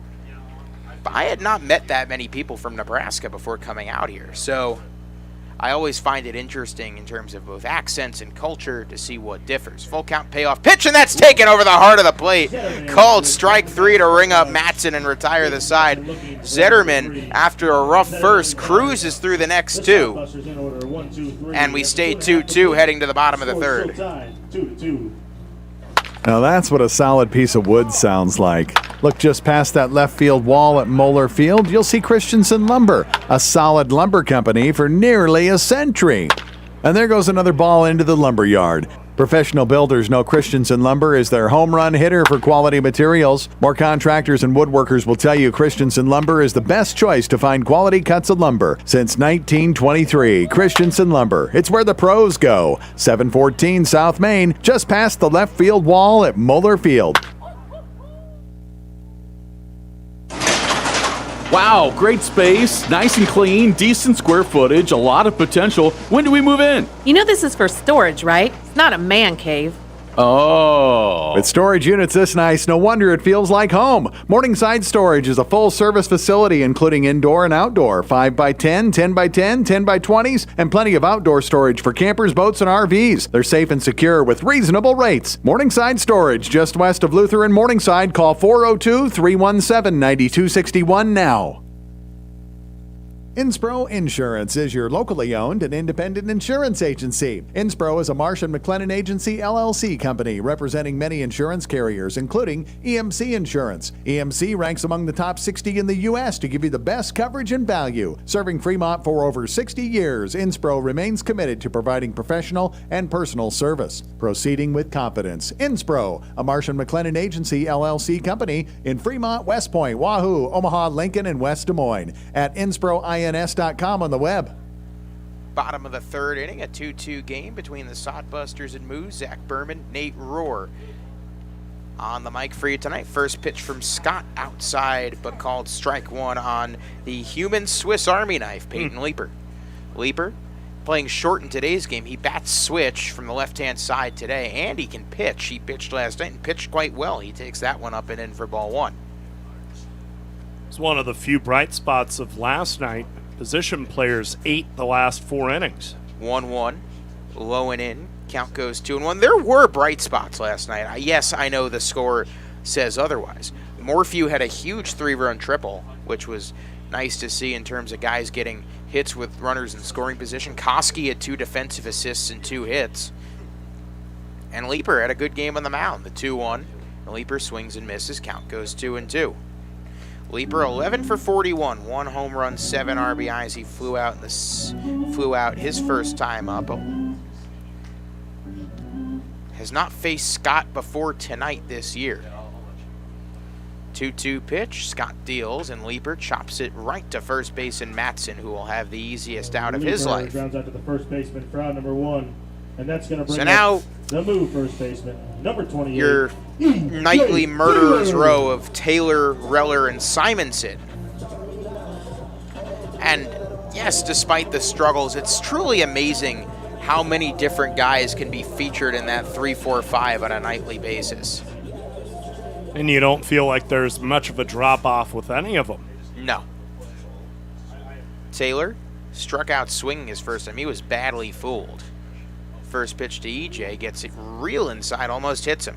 Now, EJ, I think, is the biggest example on the Moo. He can struggle early in games, but I think he is the best at getting how a pitcher throws and coming back the second time round. He takes a called strike one in the outside corner. See, we don't have advanced stats on that.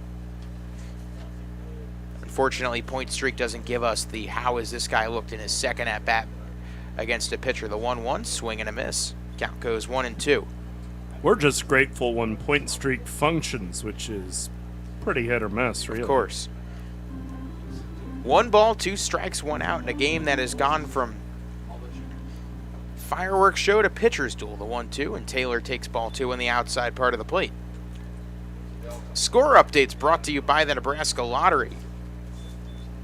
Wheat City 2-0 over Western Nebraska. I think they've entered their rest up for the rest of the season part of the campaign as Taylor swings and misses on that one for out number 2. Yes, 2-0 Wheat City over Western in the bottom of the third from Gearing. Brock Reller in to try and salvage this third inning. He had a laser beam of a home run to right, his league-leading 10th of the season. First pitch to Reller, righty to lefty. It's inside for ball 1. Now, last year, the home run leader in the Expedition League was Wyatt Setty, and he only had 14, so Reller well on track to beat that. 1-0. Reller lines it to right field. That's a base hit. So Brock Reller continues to do Brock Reller things. There's a reason he's batting .421, and he's got a homer on a single on his resume tonight. The right fielder, number 29. That's also a measure of the growth of Reller, the intelligent hitter. The fact that, hey, he hit a home run earlier in this game, and he got a pitch that he could hit hard, but on the ground, and he hit it where it was pitched, ripped it through the right side, and got himself his second hit of the game. Okay, so Jack Simonson, who doubled his first time up, this is a big spot for him. You got a runner on first, 2 outs in a tie ball game. First pitch to Jack way outside ball 1. Now, Jack typically has a little bit more power to his bat than what we've seen this year.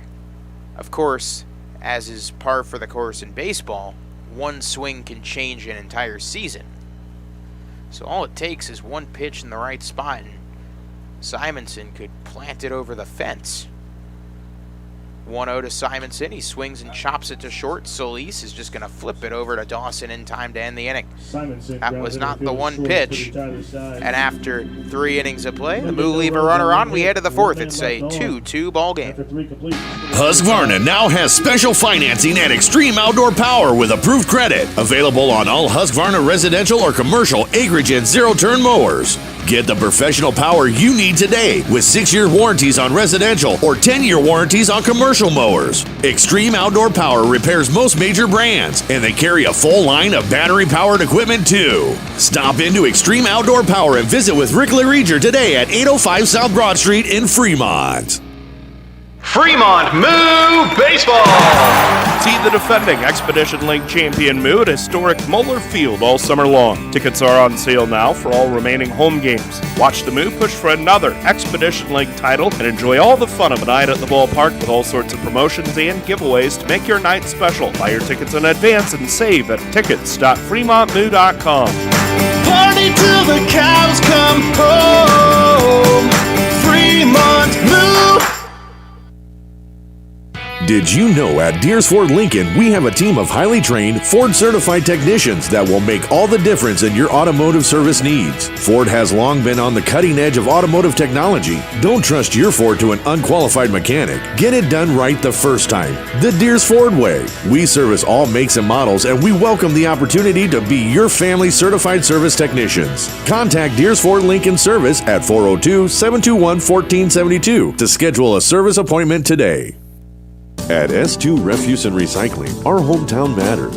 If our family can help your family with residential trash pickup, recycling and yard waste, portable restrooms, roll-offs, or commercial trash and recycling, find us down on Main Street. Down on Main Street, S2 Refuse and Recycling. It's a hometown service. On Main Street in Fremont. S2 Refuse and Recycling. And online, it's s2rolloffs.com. Interested in starting a new career with great pay and benefits? Lincoln Premium Poultry is now hiring for all positions. An innovative company with state-of-the-art technology. Visit www.lincolnpremiumpoultry.com or be referred by a current Lincoln Premium Poultry team member, and you can each earn up to $1,000. Lincoln Premium Poultry. Apply at lincolnpremiumpoultry.com. We want you on our team. Just like the Fremont Moo rolling through the Expedition League, Bassett Truck and Trailer keeps your trucks and trailers rolling. From full truck and trailer repair to overhauls and towing, Bassett Truck and Trailer Repair is your truck and trailer repair experts. They also offer 3-axle truck alignments, roadside assistance, free estimates, and Department of Transportation inspections. Bassett has been in business since 2014. They have ASE certified technicians and quick turnaround on services. Call 402-909-3902 for all your truck and trailer repair needs. It is the top of the 4th inning, and it's a 2-2 ball game from historic Moeller Field on a beautiful night. Now, 20 miles to the east, it's not so beautiful as the second game of the College World Series final in a delay between Mississippi State and Vandy. Vandy, of course, could win the whole chimichanga tonight. Jack Hammond and against Shea Zetterman. He grounded into a 6-3 his first time up, and he takes ball 1 inside. That 6-3 also scored a run. Hammond, 21 for 80, 262, no home runs, 18 RBIs. The 1-0. Swing and a miss. Nice breaking ball from Zetterman. And that's something you only throw if you're feeling it. Right now, Shea looks like he's feeling it. Count 1-1. 1 ball, 1 strike. Zetterman sets, readies, and deals. Same curveball this time. Hammond not fooled. 2-1. Well, considering Zetterman has retired 9 in a row, starting with the Hammond groundout, I would say he's feeling it right now. The 2-1 pitch. Zetterman ready and deals. Swing and a miss. He goes back to the curveball, a 3rd straight pitch, and Hammond this time fool me once, fool me twice, fool me 3 times. Count 2-2. I actually forgot what the rest of the saying was. 2 balls, 2 strikes. Here is the 2-2. Zetterman ready and deals. And he goes back to the curveball again. This time Hammond doesn't take the bait. Count goes full. Fool me once, shame on you. Fool me twice, shame on me. Fool me 3 times, shame on me again. Fool me a fourth time, that's not happening. And speaking of division champs losing, Pier is also up on Souris Valley 2-zip. The payoff pitch, and that plunks Hammond on the back.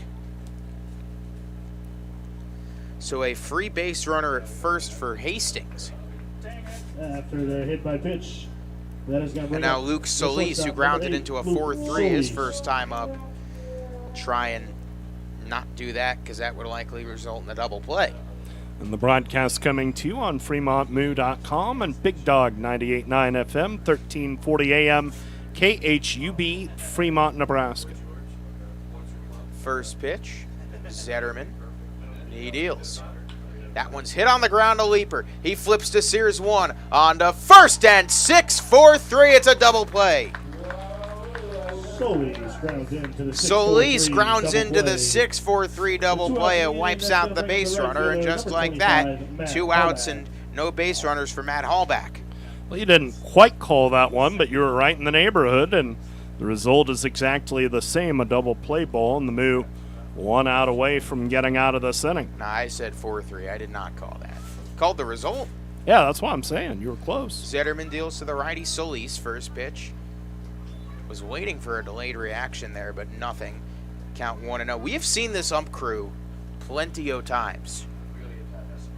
And they are here for all 3 games of this Hastings series. That one in the dirt, 2-0. They were also here for that eventful Souris Valley series. As well as the last both Badland series. So we have seen plenty of them. The 2-0, high, 3-0. Hallback 0 for 1.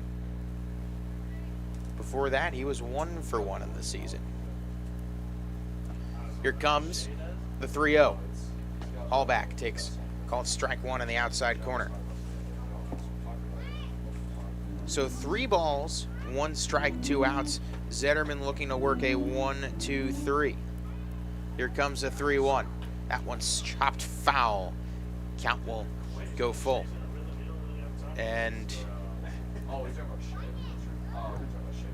it is a full count, 3 balls, 2 strikes, 2 outs, and a big one incoming.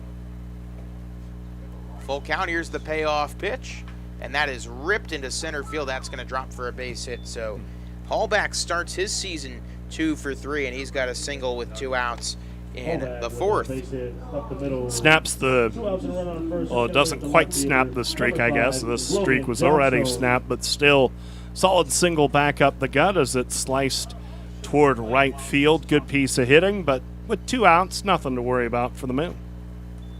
So Logan Johnstone now the runner on and 2 outs. We all know what happened the last time Hastings had a runner on. Johnstone, the lefty, takes a first pitch. Called strike 1 from the outside quarter from Zetterman.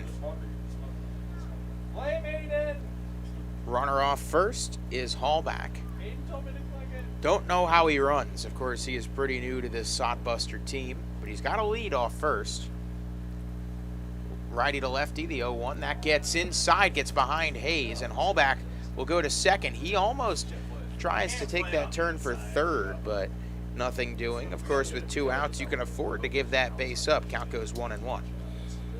Yeah, unfortunately, Hayes was not able to get a piece of that ball as it shot down and in, as now a base hit could score a go-ahead run for the Sodbusters.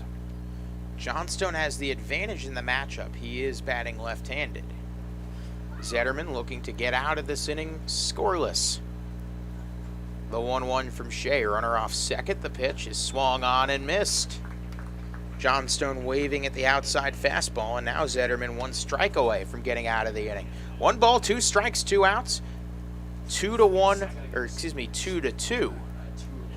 Runner off first, or second, is Hallback. Zetterman sets and deals, righty to lefty. The 1-2. And that gets way inside. I think that hit him. It did. So Johnstone gets plunked. Second hit by pitch of the inning. Hallback was already way on his way to third. And in a way, you almost take that as opposed to the wild pitch, because that kept Hallback from taking the extra 90 feet, but Zetterman struggling a little bit with his control here as Trevor Stevens tries to make something out of this inning. Righty to lefty again, lefty heavy lineup for Hastings. First pitch to Stevens outside, 1-0, and Zetterman might want to take a deep breath here because he's starting to lose his strike zone a touch. Yeah, we might see Shea Bennett head to the hill if this runner Stevens reaches. 1-0, runners off first and second, 2 outs. Here's the pitch to Stevens. That's taken on the outside part of the plate. It's called 2-0, and like clockwork, Hayes comes out to chat with Zetterman. Stevens, not a great hitter, 7 for 43, 162 average, no home runs, 3 RBIs. Struck out swinging his first time up, and should Stevens reach, Connor Feeney, that is F-E-I-N-E. Not fine, not Finey, Feeney. Like Dan Feeney, the guard on the Jets. 2 balls, no strikes, 2 outs. Zetterman deals to the lefty Stevens. Runners off first and second, the pitch. That's poured down the heart of the plate for a called strike 1. 2 balls, 1 strike, 2 outs. Outfield playing short, especially in right. Reller looks like he's expecting a bloop.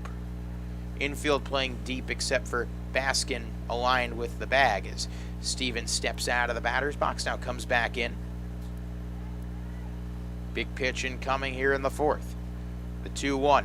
Zetterman readies and deals. Stevens fouls it off to the left field side, and now once again 1 strike away from escaping the jam.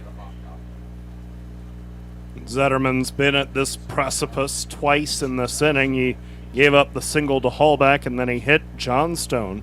See where he goes with a count at 2-2. Zetterman righty to lefty. The 2-2 pitch to Stevens. Runners off first and second, 2 outs. He's ready. He gets his signs and signals from Hayes. He deals. And that is just missing on the outside part of the plate. Oh boy, he didn't miss by much, and the count goes full. Great pitch there, but it was a touch outside, and now you start the 2 runners with a count at 3-2 and 2 outs. I throw something on the inner part of the plate. Stevens has shown trouble catching up to that. 3 balls, 2 strikes the pitch, and that's outside, ball 4, and they're loaded up. Stevens draws the walk, and that's going to load the bases. So, big trouble and a big at-bat for the beer batter, Connor Fine, or Feeney. Connor Feeney. Connor Feeney got out in his first time up. He did not strike out, but would be an important beer batter to get, both for the fans and for this Moo team. Feeney, the 3rd catcher the Moo have seen from Ace, 4th catcher. They've seen Sanders catch, they've seen McClure catch, they've seen McGuigan catch, and now they've seen Feeney catch. First pitch to Feeney, he swings and misses for strike 1. There's 1. Come on, Moo fans, here we go. And like seemingly every other Hastings catcher, the Moo have had success against him, as Tyler Push already has scored on a bad throw by him. Bases are loaded. Hallback, Johnstone, and Stevens on 3rd, 2nd, and 1st respectively. The 0-1. Zetterman deals. That pitch is just low for ball 1. Boy, I thought that was a strike, but as we have seen with this crew, the strike zone can change. And it can tend to be a little tight. 1 ball, 1 strike pitch. Zetterman delivers. Swing and a miss. You can't dispute that one. And now 1 strike away again is Zetterman from getting out of this frame. Of course, he got the first 2 batters out. No, I take that back. He hits Hammond, gets Solis to ground it to the 6-4-3, and then single hit by pitch walk is how we've gotten here. 2-2 our score. 1 ball, 2 strikes, 2 outs, bases loaded. Zetterman deals righty to Feeney, and it's in the dirt. It gets away, and the run is going to score. Coming home is Hallback, and a wild pitch is going to put the Sodbusters back on top 3-2. You can't have that happen. Oof, that's a bad way to lose the lead as a wild pitch to make it 2-2. Brings in a go-ahead run, and now there are a pair in scoring position. Force-out opportunity is gone. Not what you were looking for on that 1-2 pitch to make Second it 2-2. and third, 2 outs. The 2-2 pitch from Zetterman. He deals and delivers, and that ball is taken just low and outside. Crowd thought it was a strike, but home plate blew, in the words of Lee Corso, not so fast, my friend. Count goes full. Come on, Moo fans, make some noise. Here we go. That one got the zone. It got all the plate. Full count, 3-2 payoff pitch. Zetterman deals. I think he throws him something up and in. He does, and it's ripped to short and caught by Leeper to retire the side. So, a run scores, but 2 runners left on, and after 3.5, it is 3-2. Sodbusters. 2 men left on. Your home away from home is Baymont Inn and Suites in Fremont, 2700 North Dyers Parkway in Fremont, just off of US Route 275 and Route 30. Baymont offers free Wi-Fi, a 24/7 diner, and fitness center. Rest in clean, comfortable rooms before you come out to Moeller Field for a Fremont Moo game, or whatever brings you to Fremont. Ask for the Fremont Moo Friends and Family rate and stay at Baymont Inn for just $55 a night.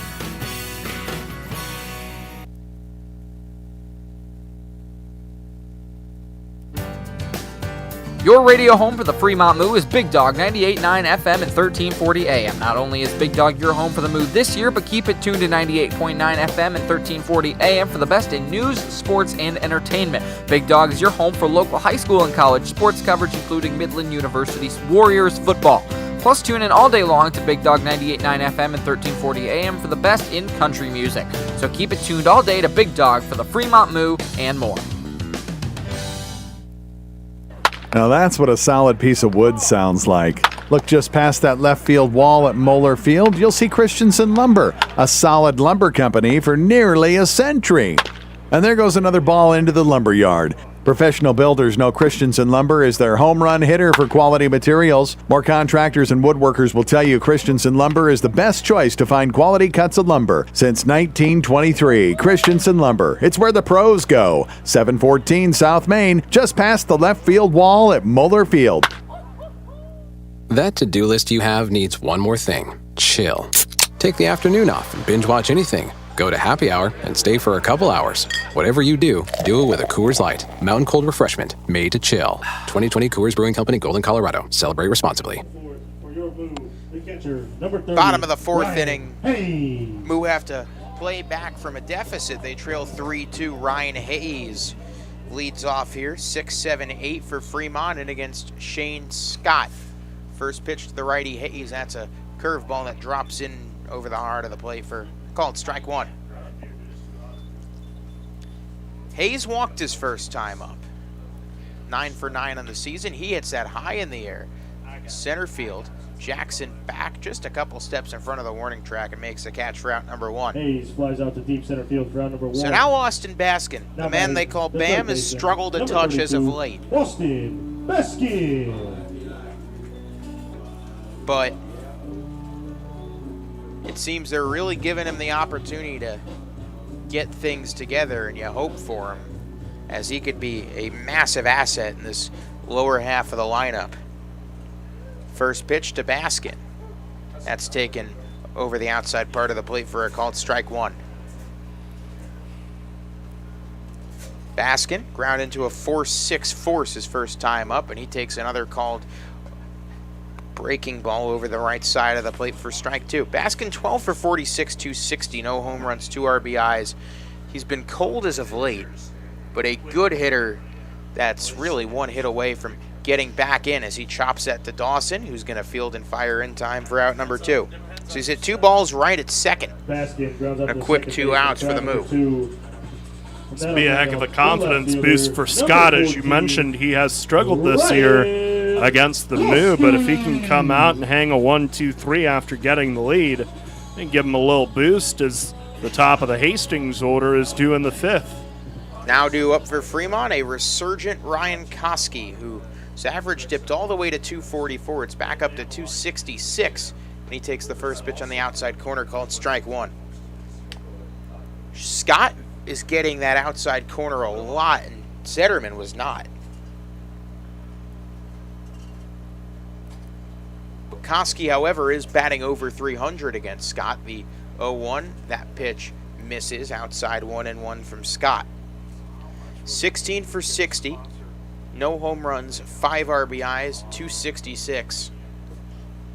I know we heap praise on Morphew and Rasmussen out, who both played left, as Koski chops that one, foul count 1-2. Koski, an underrated defender. And he put that on display last night with 2 defensive assists. The guys we don't talk about enough from a defensive side are Koski and Reller. Both of them are exemplary in the field. 1-2 pitch, that's taken low and away, 2-2. Outfield fielding has not been a problem for the Moo all season. Well, it's been the infield that has struggled of late. I mean, we've seen Jack Simonson play right well. We've seen Taylor Howell even play right well. Of course, Reller is the stalwart out in that right field spot as that one swung on a miss. Third strike is dropped. Feeney fires to first in time, and that is a 1-2-3 inning for Shane Scott. And after 4, still 3-2 Hastings. Husqvarna now has special financing and extreme outdoor power with approved credit. Available on all Husqvarna residential or commercial acreage and zero-turn mowers. Get the professional power you need today with 6-year warranties on residential or 10-year warranties on commercial mowers. Extreme Outdoor Power repairs most major brands, and they carry a full line of battery-powered equipment too. Stop into Extreme Outdoor Power and visit with Rick Lereger today at 805 South Broad Street in Fremont. Interested in starting a new career with great pay and benefits? Lincoln Premium Poultry is now hiring for all positions. An innovative company with state-of-the-art technology. Visit www.lincolnpremiumpoultry.com or be referred by a current Lincoln Premium Poultry team member, and you can each earn up to $1,000. Lincoln Premium Poultry. Apply at lincolnpremiumpoultry.com. We want you on our team. Did you know at Deers Ford Lincoln, we have a team of highly trained, Ford-certified technicians that will make all the difference in your automotive service needs. Ford has long been on the cutting edge of automotive technology. Don't trust your Ford to an unqualified mechanic. Get it done right the first time. The Deers Ford way. We service all makes and models, and we welcome the opportunity to be your family certified service technicians. Contact Deers Ford Lincoln Service at 402-721-1472 to schedule a service appointment today.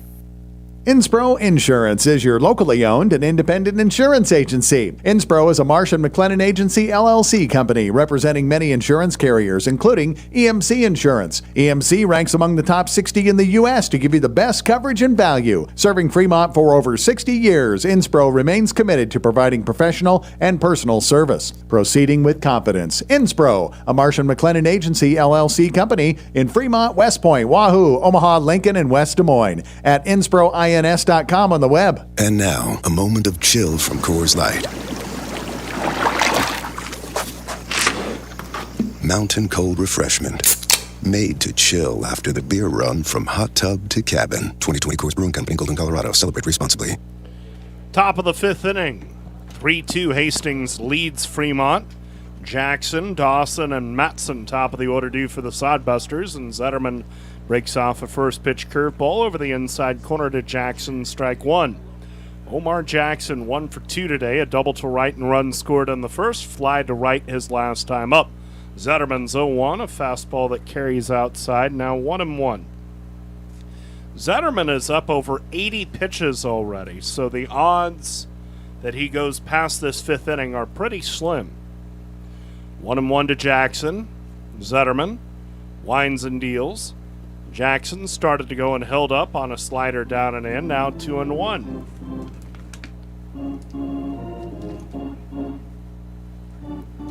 Outfield playing Jackson to pull some hitting room in left center field. 2-1 the count. Zetterman delivers and misses high. Ball 3. 3-1.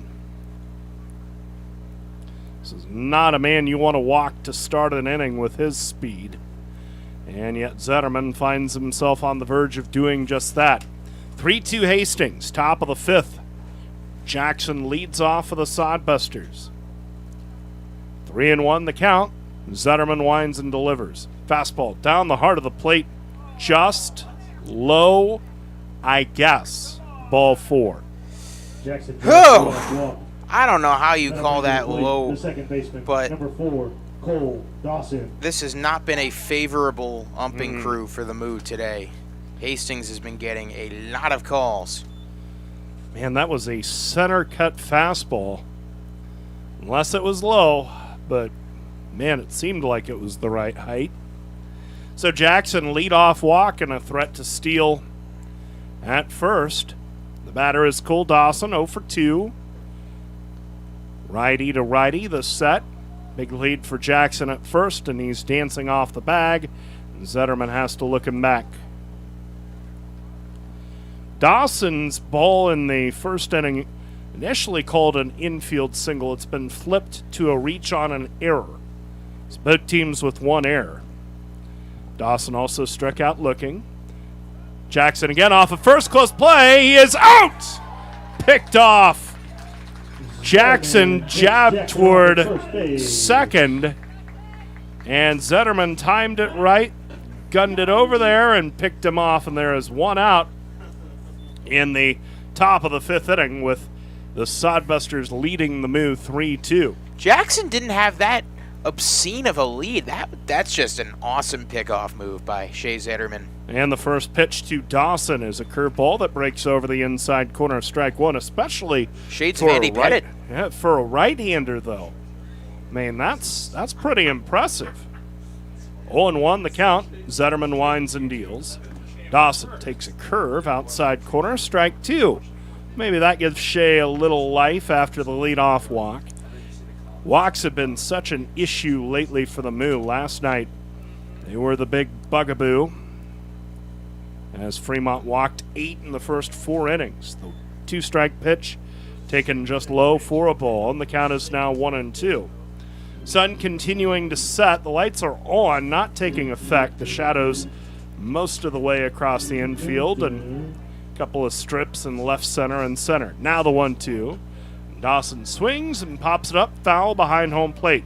Hayes over toward the backstop, under it to make the catch for the second out of the inning. And now there are 2 out in the top of the 5th for Trevor Matson. Amazing how quickly fortunes change. You feel like after letting Jackson reach, you're like, oh boy, this could be the inning where things maybe get a little bit out of hand. No, you pick him off on the next at bat, and then you get Dawson, who's such a good hitter, to pop out, and all of a sudden you're like, well, Hastings pitching is cracked eventually every time they've been here. So as long as you keep it 3-2. As Matson swings at the first one, pops it up toward third. Baskin and Leeper after it. It's Leeper, the shortstop, over to his right, under it to make the catch. And that's a very good top of the 5th out of Shea Zetterman. After he sits Hastings down essentially 1-2-3, he nullifies the leadoff walk with a pickoff. We have played 4.5 at Moeller. Your score, Sodbusters 3, Moo 2. Now that's what a solid piece of wood sounds like. Look just past that left field wall at Moeller Field. You'll see Christensen Lumber, a solid lumber company for nearly a century. And there goes another ball into the lumber yard. Professional builders know Christensen Lumber is their home run hitter for quality materials. More contractors and woodworkers will tell you Christensen Lumber is the best choice to find quality cuts of lumber. Since 1923, Christensen Lumber. It's where the pros go. 714 South Main, just past the left field wall at Moeller Field. Fremont Moo fans love their meat, and Hy-Vee has all your favorites at the best prices this summer. Hy-Vee Choice Reserve Steaks, always low prices on your favorite flavors of brats. There's boneless, skinless chicken breasts, chicken grillers, America's pork chops for the grill, and the best cuts of salmon and seafood for that summer party on the patio. Shop online right now. Go to HyVeeIslesOnline.com and place that order. Your Fremont Hy-Vee, proud to be a part of the Fremont Moo. Getting ready for the bottom of the 5th inning. 3-2, the Sodbusters lead the Moo. Sears, Push, and Leeper, the 3 due to hit for Fremont in the bottom of the 5th inning. Dylan Sears leads off. He grounded out to second his first time up. Left-hand batter against the righty Scott, who delivers the first one, and Sears swings and lifts this one to right field. Fairly deep. Hallback back to the track, and he hops up and makes the catch on the front edge of the warning track. One out, though Dylan gave it a nice ride out to the track and right. Just missed it. Sears, he sees it well against right here in Fremont, Nebraska, Scott. He's got an average of 500 against Shane, but gave it a ride, but right at Hallback. Sears attacking the first pitch, each of the first two at bats. Dylan usually pretty patient at the plate, but he flies to right there. One out, no one on. The batter is Tyler Push, and Tyler cuts and misses on the first one, strike one. I got a score update for you. What do you got? Clang-a-clang, the Dogs have taken the lead in Game 2. 1-0 Mississippi State in the top of the second. That game delayed by rain in Omaha. Here we are in the bottom of the fifth. 3-2 Hastings leads, one out, no one on, and the pitch Push started to go and held up on a slider that missed low. Ball 1-1. Let's check the rest of the Nebraska Lottery out-of-town scoreboard. In Casper, Wyoming, Badlands and the Horseheads scoreless. Top of the second in Sioux Falls, the Sunfish a 3-1 lead on Spearfish. The 1-1 pitch is just outside for a ball. Now 2-1 to Push. Call that the Fish Pond Bowl. The Fish Bowl, yes. That should be a traveling trophy series. The winner gets a goldfish in a bowl. 2-1 pitch, Push swings, lifts that one to right center field. It's down for a hit. Tyler Push with a one-out single. It's his second hit of the day. Hit number 6 for the Moo. They're doubling up the Sodbusters in terms of hits, 6-3. Runner at first with one out, and the batter is Peyton Leeper. At this point, there should be a traveling trophy between the Moo and Sodbusters. I mean, you play a team 20 times. Uh-huh. What would you name it? I don't know. See, I've been an advocate for an intrastate series trophy. Peyton Leeper, the batter, 0 for 2, grounded to first his last time up. Right-hander Scott ready and delivers. First pitch curveball, misses low, ball 1. We're in the bottom of the fifth, 3-2 Hastings leads. You could have like a corn bowl or something. Corn Cup. Yeah, the winner of the series between Hastings, Western, and the Moo. And possibly Kearney. Someday. 1-0 the count. Scott set and delivers. Swing and a miss by Leeper, 1-1. They actually have the Beef Cup in South Dakota, where the winner of the most games between the South Dakota teams and the Expedition That's a League. thing? Yes, sure is. So why don't we have that? Don't know. Go out and sell it. Go make us some money. 1-1 the count. Push goes. Pitch taken inside corner for a strike. The throw to second. The tag. The ball got through the second baseman and skipped on to center. It's a stolen base for Tyler Push, his second of the night. He was safe regardless. That was just a nice job there running by Push. Runner at second. One out. 3-2 Hastings. We're in the bottom of the fifth. 1-2 the count to Leeper. Now the set by the right-hander Scott. He checks second. Delivers the 1-2. Leeper fouls straight back, still 1-2. More out-of-town scores. They are just underway in Gering. Bottom of the first, Wheat City, a 2-1 lead on the 3-1 now. We'll check that. It is now 3-1 Wheat City. That game, bottom of the third, out in Gering. 1-2 to Leeper. Push set at second. Set at the belt by Scott. 1-2. Curveball stayed just outside to Leeper.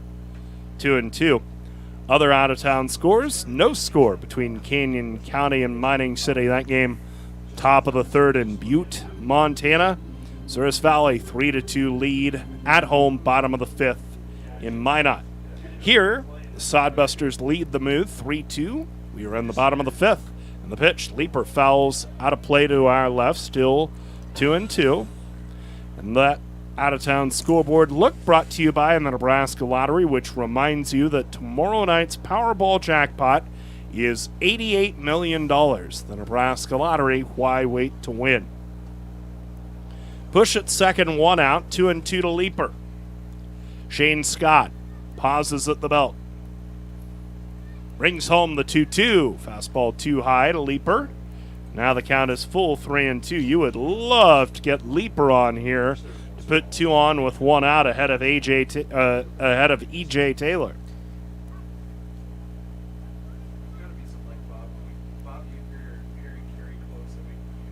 Now the set.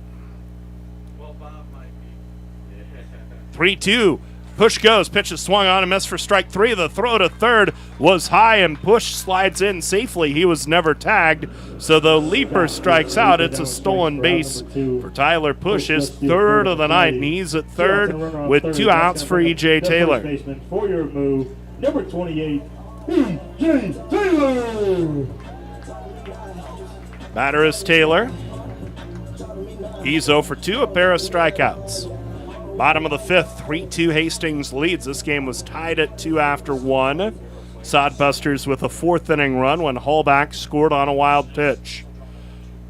Righty to righty, Taylor with an open stance. The set, the first one from Scott. Curveball drops in for a strike, and the count is 0-1. It really is hard to fathom that there is a team in our league that is 18 hours away. That is college athletics league big. The 1-strike pitch, fastball just outside, 1-1. Couldn't tell you what it is to drive from Lincoln to Maryland, but I can't imagine that's a short trip. I mean, 18 hours? That's a layover in Salt Lake City. 1-1 the count to Taylor. Scott set and delivers. Curveball. Taylor wastes it, fouling out a play to the right. The count at 1-2. Now, the furthest trip I think anybody in the SEC has to do, it's likely. Let's go, Moo. Mizzou to Gainesville. You would think so. 1-2 the count. Push at 3rd. 2 outs the set. Scott brings it home, and Taylor swings and lines it back up the middle, a base hit to center field. Push walks in to score. And this game's tied at 3 in the bottom of the 5th on the RBI single by EJ. That's a nice hit by Taylor, but once again, Tyler Push, such a valuable asset on the base paths. Steals 2nd, steals 3rd, creates his own run, and he's done that so many times this year. He doesn't score that run if he isn't at least at 2nd. Man, if he's at 2nd with 2 outs running crack of the bat, I feel like he scores, but he had to have stolen at least 1 base to set up that run, and he steals 2. Not bad. Taylor at first, 2 outs, the batter Brock Reller. He takes the first pitch high, 1-0. Brock having a good game thus far, 2 for 2. A home run to right in the first, and then a single to right his last time up. Moo and Hastings tied at 3, bottom of the 5th. Taylor at first, 2 out. The set, Scott's 1-0. Reller takes over the inside corner for a strike, 1-1. So I can confirm that Columbia, Missouri to Gainesville is not the furthest trip in the SEC. It's actually Columbia, South Carolina to College Station. By Yes. about an hour. It's the other diagonal. 1-1 to Reller. The set. Taylor off first, the pitch from Scott, and Reller swings and hits a fly ball to right field. Hallback over to his right, makes the letter high catch to end the bottom of the 5th. Fremont ties it up, though. They put up a run. They do it on 2 hits. No errors, and 1 runner left on. We go to the 6th, middle 3rd of the order, due to hit for the Sodbusters. Through 5, Fremont 3, Hastings 3. Wow, great space, nice and clean, decent square footage, a lot of potential. When do we move in? You know this is for storage, right? It's not a man cave. Oh. With storage units this nice, no wonder it feels like home. Morningside Storage is a full-service facility including indoor and outdoor, 5x10, 10x10, 10x20s, and plenty of outdoor storage for campers, boats, and RVs. They're safe and secure with reasonable rates. Morningside Storage, just west of Luther and Morningside. Call 402-317-9261 now. Gentlemen, Here at Weesey Plumbing and Excavating, our customer's duty is our duty. Yes, Drill Sergeant. Now, you're Fremont's finest, and I want you people-pleasing plunger anglers to remember here at Weesey, we don't stop fighting clogged drains, low water pressure, frozen pipes, until our residential and commercial customers are smiling. Am I making myself clear, you toilet snake and sink suckers? Yes, Drill Sergeant. Now, our customers will find us in Fremont, on Facebook, and online at WeeseyPlum.com. Weesey Plumbing and Excavating. Your duty is our duty. La Hacienda Mexican Restaurant, your favorite family-owned restaurant, is offering their family special. Right now, feed the whole family with 12 tacos, rice, beans, chips, and salsa for only $25. Thursday, get $2 off house pitchers of margaritas on the rocks. The family special isn't only for game days. Get it anytime. La Hacienda, 3140 Elk Lane, across the street from Goodwill. Call in your Feed the Family special order ahead at 721-9909 or order online at lahaciendafremont.com. Then head home and enjoy. La Hacienda. That to-do list you have needs one more thing. Chill. It's an easy thing to do. Just crack open an ice-cold Coors Light and chill. Take the afternoon off and binge watch anything. Go to happy hour and stay for a couple hours. Who's counting anyways? Or hang out with just your dog, because you've had enough human interaction this week. Whatever you do it with a Coors Light. Mountain cold refreshment made to chill. 2020 Coors Brewing Company, Golden, Colorado. Celebrate responsibly. Getting ready for the top of the sixth inning, Brendan Jones to the hill for the Moo, the right-hander out of Midland, having a good year in limited bullpen work. No record, .261 ERA. It's his 7th appearance. He's thrown 10 and a third innings, given up 11 hits, 3 runs, all earned. Walked 3 and struck out 12. He takes over for Shea Zetterman, who threw the first 5 innings tonight, and Shea gave up 3 hits, 3 runs, 2 earned, walked 2 and struck out 3, but had to throw 91 pitches to get through 5. Moo and Hastings tied at 3 as we begin the 6th inning, and again, here's Zach. Seems to be some sort of delay. Now, the 2 umpires are talking about what, I'm not certain. And something's up. Yeah, the base umpire came down the line to speak with a home plate umpire. Jones, Baskin, and Hayes are all conversing on the mound. Now Sears comes in. Oh, boy. They are chatting right now. And Trevino is talking with him.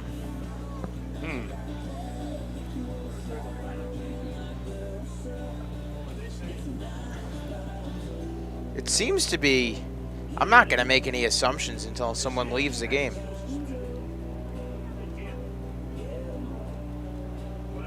Whatever it was, we don't see anybody. No changes. Yeah, no changes. So Brendan Jones, or the man they call leading off B. Jones, top half the 6th, highly clever nickname. The heart of the lineup, Hammond, Solis, and Hallback. First pitch from Jones, righty to righty. That's inside for ball 1. Wasn't sure what it was about. There were murmurs from the rest of the press box. Maybe it was revolving around Jack Simonson's ejection from Saturday's game. These are the guys that did throw him out for the bamboo bat. The 1-0, Jones deals at 1. A lot of movement on it, swing and a miss, 1-1. Yet Jack has hit twice. He's caught a couple of fly balls. I mean, why not raise it then? A 1-1 pitch, and that one is blooped to second and caught on a line by Sears for out number 1. I do have a score update from Omaha. Tie game. Vanderbilt has tied it in the bottom of the second. Miss State trying to stay alive right now, and apparently they are in trouble with Vandy rallying to tie it up. Jones deals to Solis. First pitch, check swing. Did he go? First base umpire says yes. Strike 1. No balls, 1 strike, 1 out. Righty to lefty, the pitch is hitting the air to right, but right at Brock Reller, who makes the catch for a quick out, number 2. Right fielder for out number 2. So Hallback the last of Sodbusters right fielder, number 25, Matt Hallback. the top of the 6th for Hastings. For Hastings, 3 runs on 3 hits, 1 error. For the Moo, 3 runs, 7 hits, 1 error.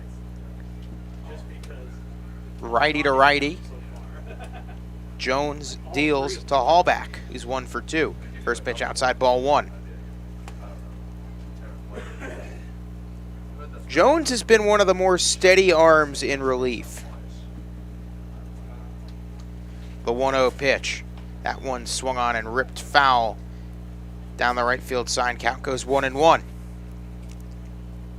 He comes in with an ERA of 2.61, 10 innings pitched, 12 strikeouts. That's about as good as you can ask for from a middle inning reliever. Of course, the 1-ball, 1-strike pitch from Jones is swung on, fouled away, and the Moo 1 strike away from getting out of a quick 6th inning. Due up for Fremont in the bottom of the 6th, Reller, Simonson, Hayes. Right type of crew that you'd want up to give you a lead. It is 3-3 in the top of the 6th. The 1-2 pitch, and that is chopped over the head of Jones. Leaping by Sears, he fields and fires, and did he get him in time? No, he did not. I think Taylor might have dropped it. Taylor's arguing for a second that that's going to be that. I couldn't tell if Taylor hung on to the ball. If he did, that's a heck of a play, regardless of the result. I thought it was just an infield single. It looked like the throw beat him. It was close, but they ruled that it did not. And good play by Sears. That was a lively ground ball for being a grounder on natural grass. Well, it went over the head of Jones, and Sears had to go back, and as that one gets away from Taylor, he tries to pick off Hallback, goes all the way into the outfield grass, and it's thrown back after Hallback scoots up to second base. So to go back to that grounder, it took a high chop over the head of Jones, and then Sears was charging it, but it bounced again to the left, my left, his right, and Sears had to play it almost Derek Jeter jump throw-esque from second. And he didn't get the best throw on, but that's not expected when a ball changes direction that quickly and drastically. Now the first pitch to Johnstone, righty to lefty. It's a 3-3 game. Runner on second is Hallback, and that one outside 1-0. Dylan Sears, his natural position is second base, and that seems to be where he is most comfortable. We've seen him at short. He's had his ups and downs there. But second seems to be his home. The 1-0, that is high and inside, 2-0. At this point, I think Peyton Leeper is the guy at short. It appears so, though we will see as the season goes on. Austin Baskin seeing some time in the infield right now, too. Baskin and Callahan seem to have been trading days at third as that went outside 3-0. First base, Taylor and White seem to be splitting days. Catchers pretty much Hayes and Taylor Howell. 3-0 pitch incoming. Jones deals, and that's high and away for ball 4. So Johnstone works a 2-out walk, and now up comes Trevor Stevens. And that's a perk with a lot of the outfielders. You can mix and match where they play. Nobody's set at one position. We've seen Push mostly at center. Rasmussen's seen some time there as well. Morphew has seen some time at center. Rasmussen and Morphew tend to typically play left, and they share that spot with Koski. And in right, we have seen Morphew. We've seen Simonson. That's typically Brock Reller's domain. Taylor Howell has played out there on occasion. First pitch high and inside for ball 1, and Hayes comes out and chats again. I have been very impressed with Ryan Hayes behind the plate. He's been solid. Another one of those Northwestern guys from the Pacific Northwest. We were talking about this earlier. A lot of Spokane guys and Spokane Falls Community College guys. And Hayes plays for Yakima Valley out there, and yet he is on the roster. Runners on first and second, 2 outs. The 1-0 to Stevens. He deals that one a strike, but it's hit foul. Good recovery pitch by Jones. Count goes 1-1. Jones still 2 strikes away from getting out of this inning scoreless. Wonder if Scott comes back out for Hastings for the 6th.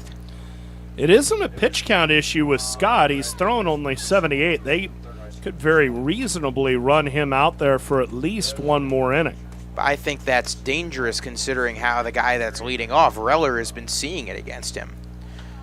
1-1 pitch is chopped foul. Count goes 1-2. Reller is 2 for 2 today with a home run and a single, and both balls were smoked. Simonson will be leading off the inning. Bad. Simonson has also seen the ball well against.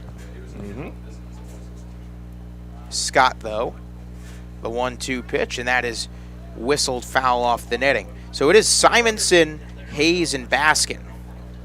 Still 2-3 very good hitters. And the way Simonson has been swinging the bat, you feel as if it's a matter of time before he gets his power stroke back. I feel like he's gotten some good cuts lately, and even though he's hit a few atom balls and hitting some bad luck, he's starting to see it better. The 1-2 pitch. Jones deals, and it's taken high for ball 2. Every Hastings Moo game here has started this way, it feels. Starts close, the Moo eventually pull away in the end. This just seems to be another one of the bunch. Runners off first and second, Hallback and Johnstone. 2 balls, 2 strikes, 2 outs. The pitch from Jones, and it plunks Trevor Stevens. And we saw this happen earlier in the game. Zetterman had gotten the first 2 out in the inning and then loaded the bases, allowing a go-ahead run to score. And that go-ahead run scored on a wild pitch. Shea Zetterman trotting out to the hill to try and settle Jones down, but it was Feeney at the plate for that wild pitch as well. It was the exact same point in the lineup. And really the exact same setup of the inning, because first 2 guys were retired. Yeah, Hammond was hit by a pitch, but he gets the double play ball on the very next pitch. But then Hallbeck got a single in both the 4th and 6th innings. Johnstone was hit by a pitch in the 4th, walked here in the 6th, and then Stevens walked in the 4th and was hit in the 6th. So now with the bases loaded, it's on Brendan Jones come up with a pitch to get Feeney. Well, Hastings only has 4 hits. The Moo have struggled with walking the Sodbusters on, and you surely don't want to bring another one home. Feeney, though, 0 for 2. Righty against a righty. Bases loaded. First pitch to Feeney, and he swings and misses for strike 1. Feeney, the beer batter, has not been struck out yet. I love just highlighting the beer batter. It's something that is so very Expedition League. Yes, it is Expedition League / minor league. I've been to some minor league games. Maybe it's just the part of the country I've been. I haven't seen this much at all, as that one's fouled down the right field line, and we are 1 strike away from half-price Coors Light through the rest of the inning. I've seen it. The Salt Dogs, I know, once upon a time did it. I don't think the Storm Chasers do, but I know the Salt Dogs down in Lincoln did, and they're an indie ball team.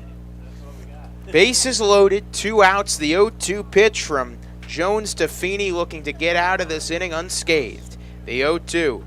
That is taken just low. Oh, he didn't miss by much. Count goes 1-2. That was the pitch. It was very close. But Feeney saw it well, and he's been catching tonight, so he knows that the strike zone is not terribly generous. 1-2 pitch. Jones deals again, and that one is swung on and missed, and the side is retired. Get your half-price Coors Light and get yourself to the bottom of the 6th. We're tied at 3.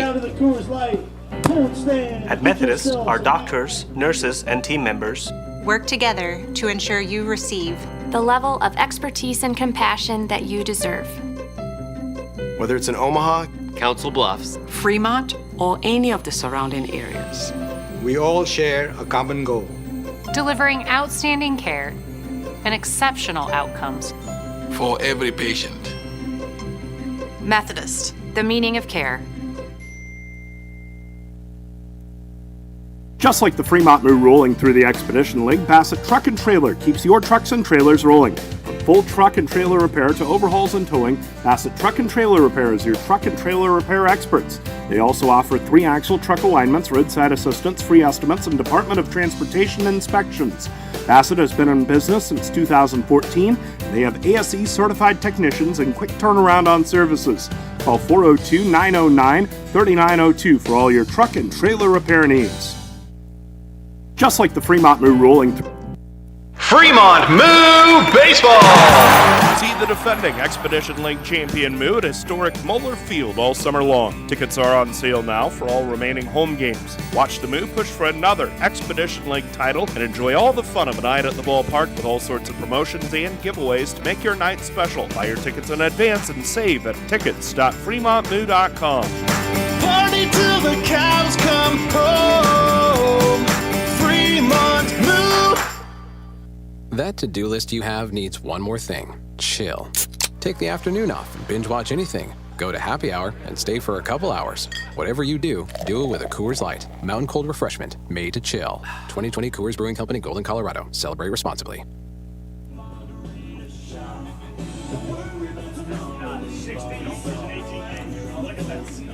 It's the bottom of the 6th. The sky is absolutely beautiful. Nothing quite like a pretty baseball sky. The Moo looking to break this 3-3 tie. Simonson, Hayes, and Baskin still in against Shane Scott. From North Dakota State University. And this is typically around the point where the Sodbusters begin to falter here at Moeller. It's an opportunity. I mean, the Moo have seen Scott quite a bit.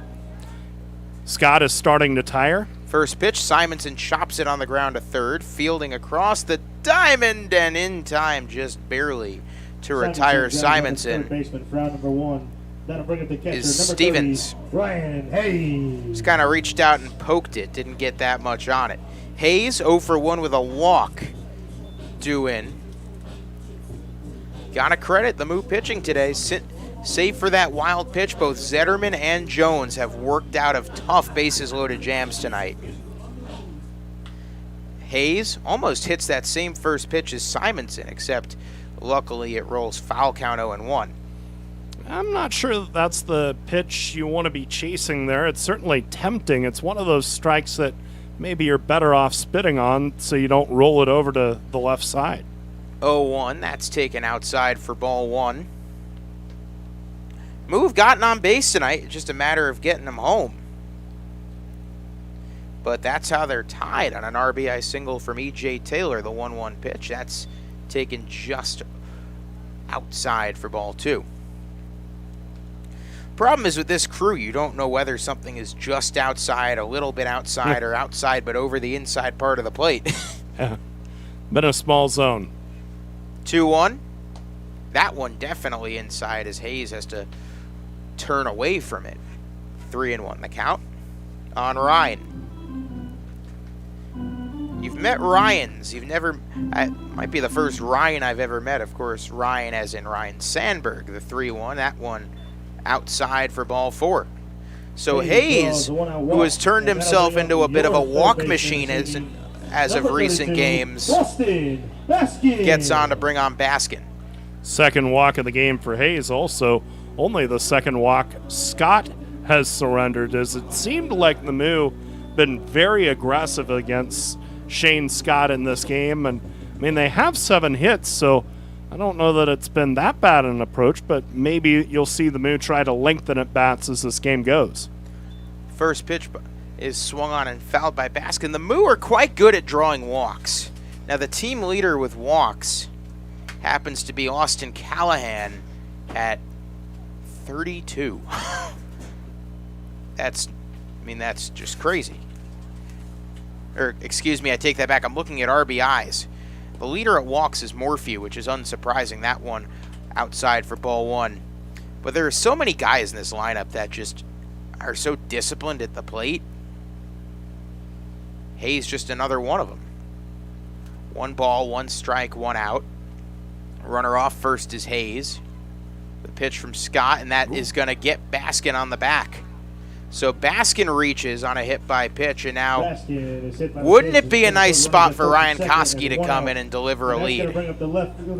It's a good spot for Ryan Koski here. 2 on with 1 out. It'd be a great chance for him to bust through and hopefully get the Moo the lead. At the very least, you want him to move the runners over and get runners second and third, but of course if he gets something to hit, you hope he hits it hard. Walks are an underrated stat in baseball because it's really about how disciplined are you at the plate, and it almost reflects in the coaching staff. And considering how many walks the Moo have, as that one's hit on the ground to second, there's 1 on to first. That's an inning-ending double play. Koski hit it on the screws, but right at Cole Dawson, he went to Solis for 1 and over to Matson for 2. Score it 4-6-3 to retire the side. We head to the 7th, tied. Husqvarna now has special financing and extreme outdoor power with approved credit. Available on all Husqvarna residential or commercial acreage and zero-turn mowers. Get the professional power you need today with 6-year warranties on residential or 10-year warranties on commercial mowers. Extreme Outdoor Power repairs most major brands, and they carry a full line of battery-powered equipment too. Stop into Extreme Outdoor Power and visit with Rick LaReger today at 805 South Broad Street in Fremont. Interested in starting a new career with great pay and benefits? Lincoln Premium Poultry is now hiring for all positions. An innovative company with state-of-the-art technology. Visit www.lincolnpremiumpoultry.com or be referred by a current Lincoln Premium Poultry team member, and you can each earn up to $1,000. Lincoln Premium Poultry. Apply at lincolnpremiumpoultry.com. We want you on our team.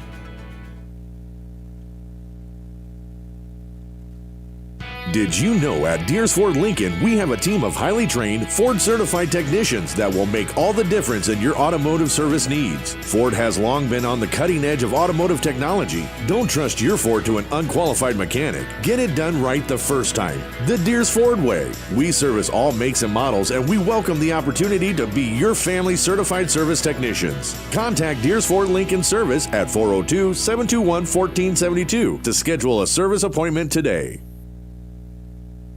Inspro Insurance is your locally owned and independent insurance agency. Inspro is a Marsh & McLennan Agency LLC company representing many insurance carriers, including EMC Insurance. EMC ranks among the top 60 in the U.S. to give you the best coverage and value. Serving Fremont for over 60 years, Inspro remains committed to providing professional and personal service. Proceeding with confidence. Inspro, a Marsh & McLennan Agency LLC company in Fremont, West Point, Wahoo, Omaha, Lincoln, and West Des Moines. At InSproINS.com on the web.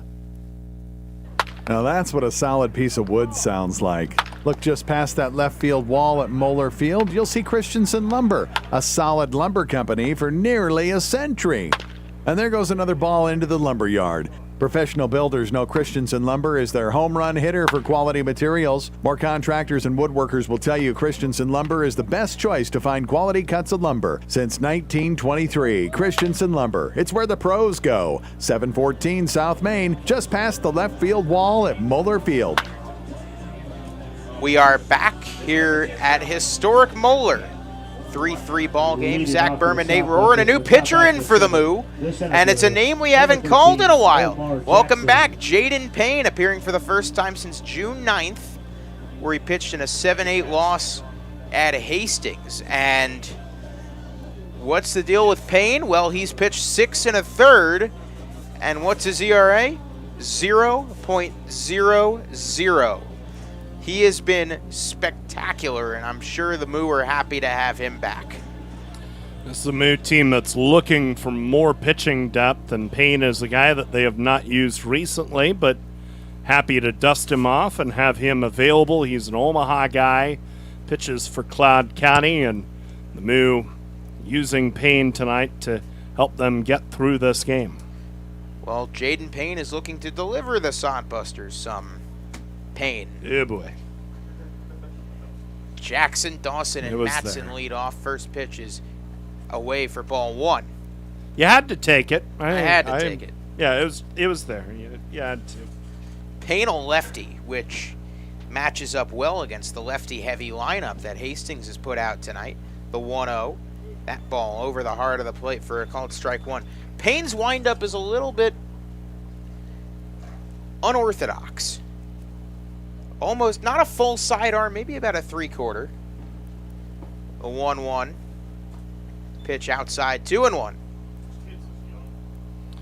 When he drops it down like that and throws a slider, it's like a frisbee. It just keeps drifting and drifting outside, and that was way outside to Jackson. He does have a delivery that's almost very frisbee-esque, as that went outside 3-1. Jackson showed bunt and pulled back.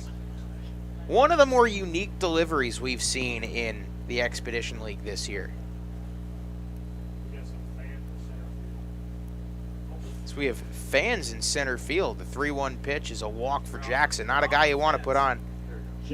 So the helicopter blew out those windshields, and we have fans directly behind Tyler Push out in center. And they have their faces pressed up against the chain link.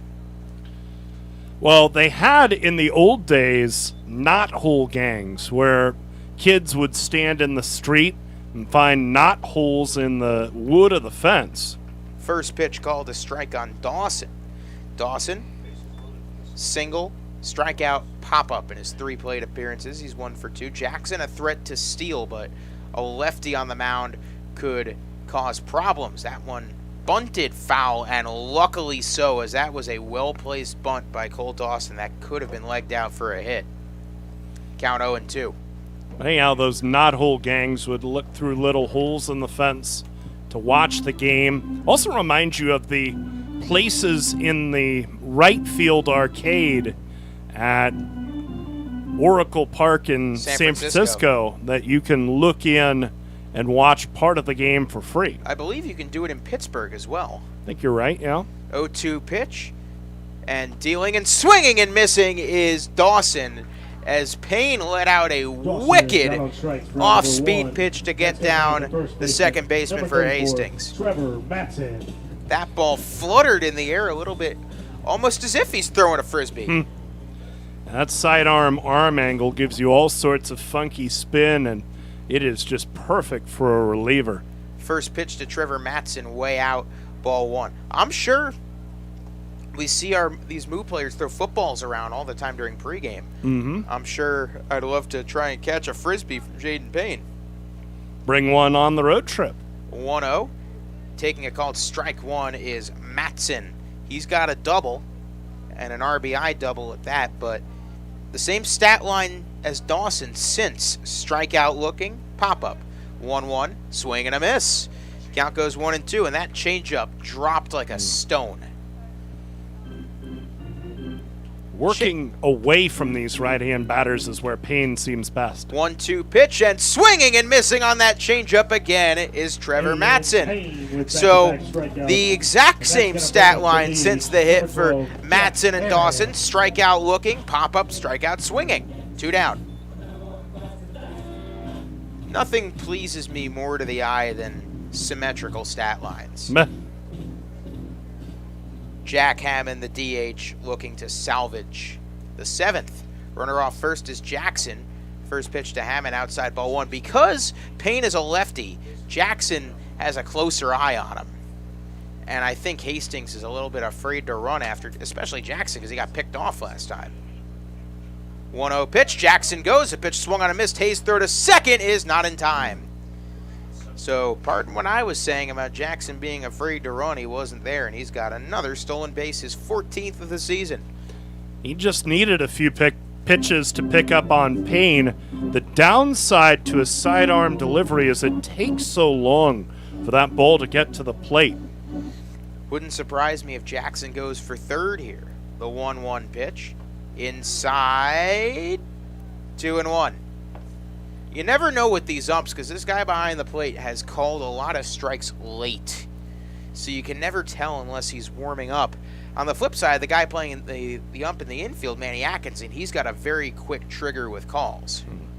he'll let you know immediately what it is. The 2-1, Jackson way off. The pitch outside, the throw to third is in time to get him. Ryan Hayes was right there every step, and even though Jackson was just about halfway between second and third, Hayes with a BB to third to gun him down, and that's how he hit the stretch. 3-3 our score through 6.5.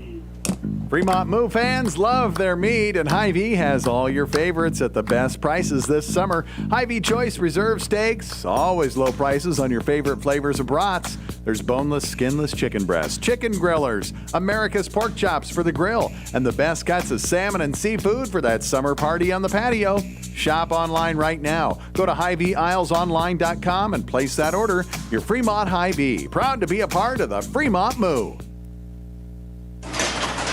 Wow, great space, nice and clean, decent square footage, a lot of potential. When do we move in? You know this is for storage, right? It's not a man cave.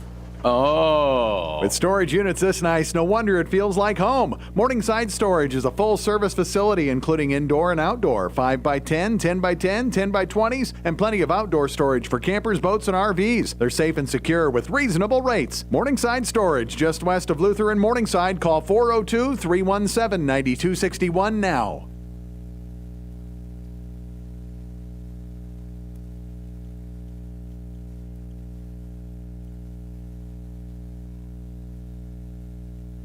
Gentlemen, here at Weesey Plumbing and Excavating, our customer's duty is our duty. Yes, Drill Sergeant. Now, you're Fremont's finest, and I want you people-pleasing plunger wranglers to remember here at Weesey, we don't stop fighting clogged drains, low water pressure, frozen pipes, until our residential and commercial customers are smiling. Am I making myself clear, you toilet snake and sink suckers? Yes, Drill Sergeant. Now, our customers will find us in Fremont, on Facebook, and online at WeeseyPlum.com. Weesey Plumbing and Excavating.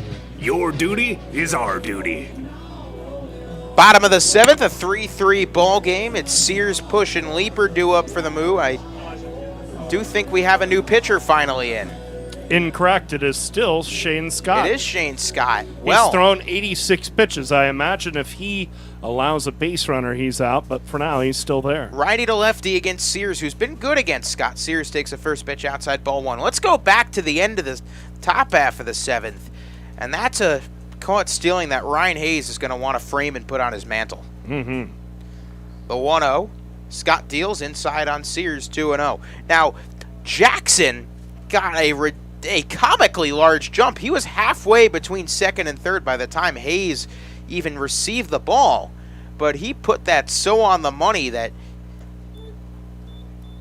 Jackson was out by a country mile. That one taken inside corner for a strike called 2-1. Baskin applied the tag, but Baskin had about a good 2-3 milliseconds to apply it. Just a picture-perfect throw. The 2-1 from Scott. That's flared in a shallow left. Could be a tough play. A couple Sodbusters are going to converge, and it drops for a base hit, and it rolls into foul territory. Sears motors into second with a bloop double to start the bottom of the 7th. Funny how the game evens out on you. Sears blasted a ball to the warning track his last time up, and it was caught. That one was just a little dunker down the left field line, and the left fielder, Johnstone, and Solis, the shortstop, were both after it, and it landed between them, and then the ball got kicked, I believe, by Solis, the shortstop. I don't think it got kicked. I think it just rolled. Either way, it's a double. Johnstone was going so hard for it, he lost his hat. So Tyler Push now with the go-ahead run in scoring position. Push, single, ground out, walk. A very Tyler Push-esque stat line. Of course, he has scored on that single as well. Takes the first pitch in, ball 1. Tyler Push has been, as there's a meeting on the mound, I think the correct word is spark plug. Yes. As Feeney and Scott talk. And when you have a guy in that leadoff spot that can get on base both with his bat and his eyes, and then he can run. It's a dangerous combination, no doubt.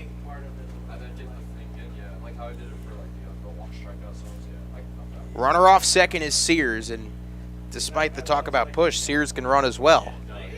1-0, righty to righty. Scott, I would imagine there's movement in the Sodbuster bullpen. I couldn't tell you. 1-0. Push chops it to short. Sears is going to get over to third. Solis fires across the diamond in time for out one.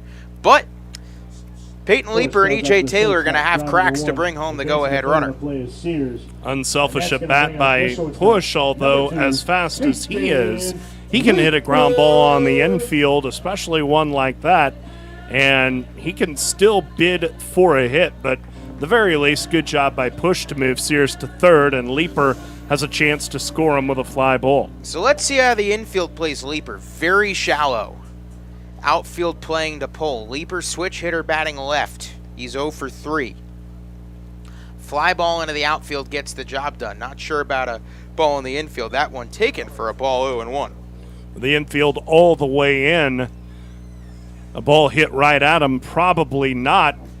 Ball on which they've got to move a whole lot. Well, it might just be a hit and not even an out. Dawson and Solis are very shallow and very far in, so there's a lot of room up the middle. 1-0. That's taken for a called strike one at the knees, 1-1. Of course, a ball into the outfield with Sears' speed likely scores him. We haven't seen any of these guys throw. The one guy that's got a great arm on Hastings is Trayton Kojal. He's on the bench, but he typically is played right. 1-1, that gets in the dirt. Sears thought about it, holds up. 2-1. Of course, Kojal, who has been a mainstay in the Sodbuster lineup when we've seen him, he hit the first home run of the season for Hastings last time they were here. It's tough. How many times a game can you go playing Hastings without mentioning that their ballpark is astronomically huge? It's tough not to mention it, really. 2-1 from Scott. That's outside. 3-1. It just changes the whole way they construct their team. It changes the way the team looks, even when they're on the road. Very speedy team, a team that has to manufacture runs. 3 balls and a strike. Big spot for Leeper. Righty to lefty. The 3-1 pitch. Runner off third, and Leeper swings and rips it foul. Oh, he's just a little bit early there. And now a big pitch. And if you put Leeper on, that brings up, well, dangerous E.J. Taylor, who had an RBI single his last time up, and I would put him on with runners in the corners. 3-2 payoff pitch, and Leeper chops it foul first base side yet again. Obvious that Scott is looking for a ground ball here because, of course, a fly ball likely scores that run with Sears at third, and Leeper just trying to get enough smoke on it to get it through the infield on the ground. He's thrown the last 2 inside. You wonder if he tries it outside. Leeper's a patient hitter at the plate. See if he would hold up. 3-2 pitch. Righty to lefty the delivery. And it was high and outside for ball 4, so I had the right idea the whole time. That's going to put runners in the corners. Runners in the corners. And probably not the guy you want to face in this situation if you're Hastings. E.J. Taylor. And then I think this is going to be the last of Shane Scott. It appears so. Well, we'll see who the new pitcher is, but crunch time in Fremont. Whoever comes in for the Sodbusters is going to have to contend with one of the best hitters in the league, with 2 good runners in the corners and 1 out. As the new pitcher comes in, we will tell you who he is once Mr. Binoculars lets me know. Scott's night is done. It was a good day for Scott. 6 1/3. 7 hits, 3 runs, 2 of them earned, 3 walks, 4 strikeouts. Our new pitcher, drum roll please. Can't tell right now. Feeney's blocking him. He's having a conversation with him. I think Leeper is coming off of third. I think he's going to have a conversation with Sears and Bennett off of third base. I can tell you he's a righty. He's a lefty, excuse me. Lefty single digits. What does that narrow things down to? It is number 4. Looks like number 1, actually, and we do not have a number 1 listed. We do not have a number 1 listed. Well, time to put on my detective cap. I can tell you who it is. We have their lineup card. I have their lineup card, and number 1 is not listed. So I wonder if we saw Shea Bennett get tossed with this same ump crew with a similar situation. They tried to put in James Skirdo, and he was not listed on the roster. But number 1 on the Hastings Sodbusters, I will let you know as soon as Point Streak decides to cooperate.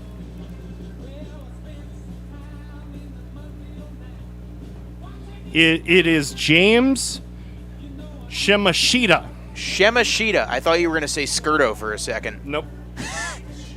James Shimashita. Shimashita. He's listed as number 28. Apparently, they told them downstairs that Shimashita does not have his normal jersey. Fans, now on the mound, number 1, James Shimashita. What I can tell you,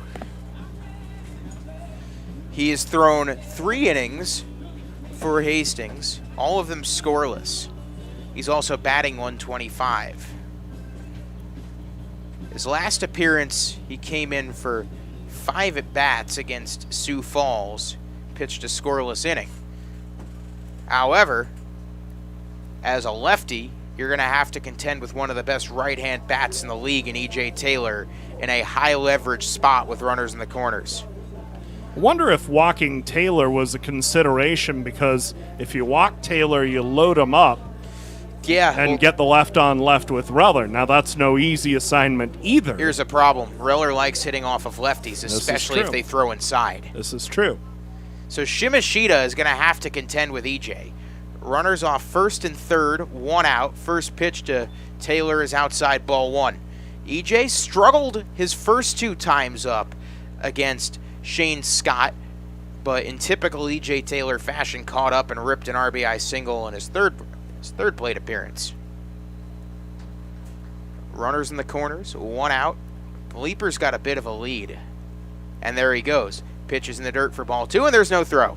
So erase the double play ball, and now things become quite treacherous for Hastings. Excuse me. Runners on second and third, 2 balls, no strikes, 1 out, and you have 2 of the toughest back-to-back hitters in the league to face if you're the Sodbusters. The 2-0 pitch, and Taylor was swinging hard there, fouls it back 2-1. Great pitch by Shimashita, on the hands of Taylor, and he was able to fight it off foul to the right. But a good job by Shimashita to try and get himself back in the at-bat with a tough pitch on Taylor. James Shimashita, listed as an outfielder for San Jose State. He throws a 2-1 outside, 3-1. I'll get you his college stats momentarily. What I can tell you is he is a Spartan. Shimashita, he's a junior. He's a native of San Diego. 3 balls, 1 strike, 1 out.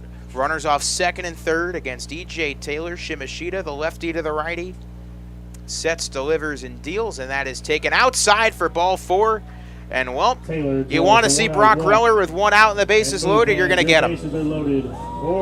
And though that was not an intentional walk, they were very careful with E.J. Taylor there, seeing if Taylor would get himself out. But you consider Taylor's plate discipline, it was unlikely that he was going to chase something that he shouldn't have. Shimashita, his nickname, according to the San Jose State page, is Shimmy. Makes a lot of sense. Mm-hmm. One of the more natural nicknames you'll hear in the sport. So Shimmy deals first pitch outside to Reller. Reller signals to Sears, hold up, hold up, hold up, as Feeney seemed to have a handle on the ball. Count goes 1-0. Reller, he's 2 for 3 with a home run and a single. Moo have 1 grand slam this year that was off the bat of Will Bush, who's no longer with the team. Tie game, 3-3, the 1-0. Reller takes that down the heart of the plate for a called strike 1. Reller must have been looking for a fastball inside, because that was a center cut fastball at the knees that Reller spit on. 1 ball, 1 strike, 1 out. Sears off third, Leaper off second, Taylor off first. The 1-1 pitch, swing and a miss. Oh boy, Reller had the location right. He didn't have the speed down, and Shimashita fooled him with an off-speed pitch. A changeup that fooled Brock Reller, and now the 1-2 pitch. Bases loaded, 1 out, tie ball game, the 2-2, and Reller bloops it into shallow right. That's going to be a tough play. It is he made the catch out in shallow right field. Dawson hustling back, made a tough catch, and likely saved a run or maybe 2. He was playing in. Reller got jammed by that ball, and second baseman Dawson had a long way to go, but he was able to chase that ball down. It was basically straight behind where the first baseman plays, but a good job by Dawson to catch it, and now the Moo down to their last out, and they are in danger of squandering a great scoring opportunity. Dawson, a twisting, turning, tough catch, but now Jack Simonson, 1 for 3 with a double. First pitch to Jack, he swings and fouls it back, 0-1. Bases loaded, 2 outs, bottom 7, tie ball game. We got fireworks out to right field. Not baseball fireworks, literal fireworks. Of course, 4th of July weekend has turned into 4th of July week. The skies have been lighting up throughout this part of the state seemingly since last week. The 0-1 to Simonson, outside 1-1. Now all you have to do is be patient. Shimashita has been good, but he's thrown a lot outside. And a walk does you just as much as a bloop through the infield. 1 ball, 1 strike, 2 outs, lefty to righty the pitch, way outside, 2-1. Shimashita has already walked 1, whether it was the intentional walk to Taylor or not. The fact is he's thrown some balls out there. It's not like he's come out of the bullpen throwing a bunch of strikes. So Simonson has to be selective here, and I'm sure he will be. The 2-1 pitch, Shimashita deals, and Simonson was swinging for the fences, swung on and missed. So buckle up, folks. 2 balls, 2 strikes, 2 outs, a big spot. Here comes the 2-2. The bases are loaded. Shimashita to Simonson, lefty to righty. The pitch. Swing and a miss. So the Moo strand all 3. And that's how we head to the 8th. Tied at 3 as Shimashita comes in and does his job. And it's 3-3 after 7. No errors in the inning.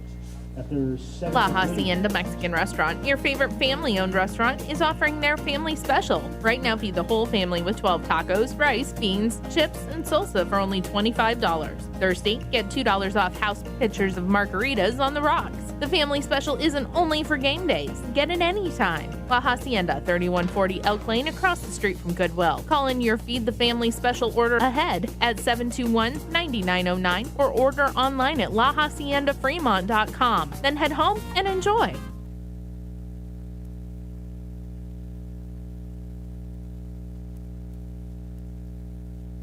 That to-do list you have needs one more thing. Chill. It's an easy thing to do. Just crack open an ice-cold Coors Light and chill. Take the afternoon off and binge watch anything. Go to happy hour and stay for a couple hours. Who's counting anyways? Or hang out with just your dog, because you've had enough human interaction this week. Whatever you do it with a Coors Light. Mountain cold refreshment made to chill. 2020 Coors Brewing Company, Golden, Colorado. Celebrate responsibly. At Methodist, our doctors, nurses, and team members work together to ensure you receive the level of expertise and compassion that you deserve.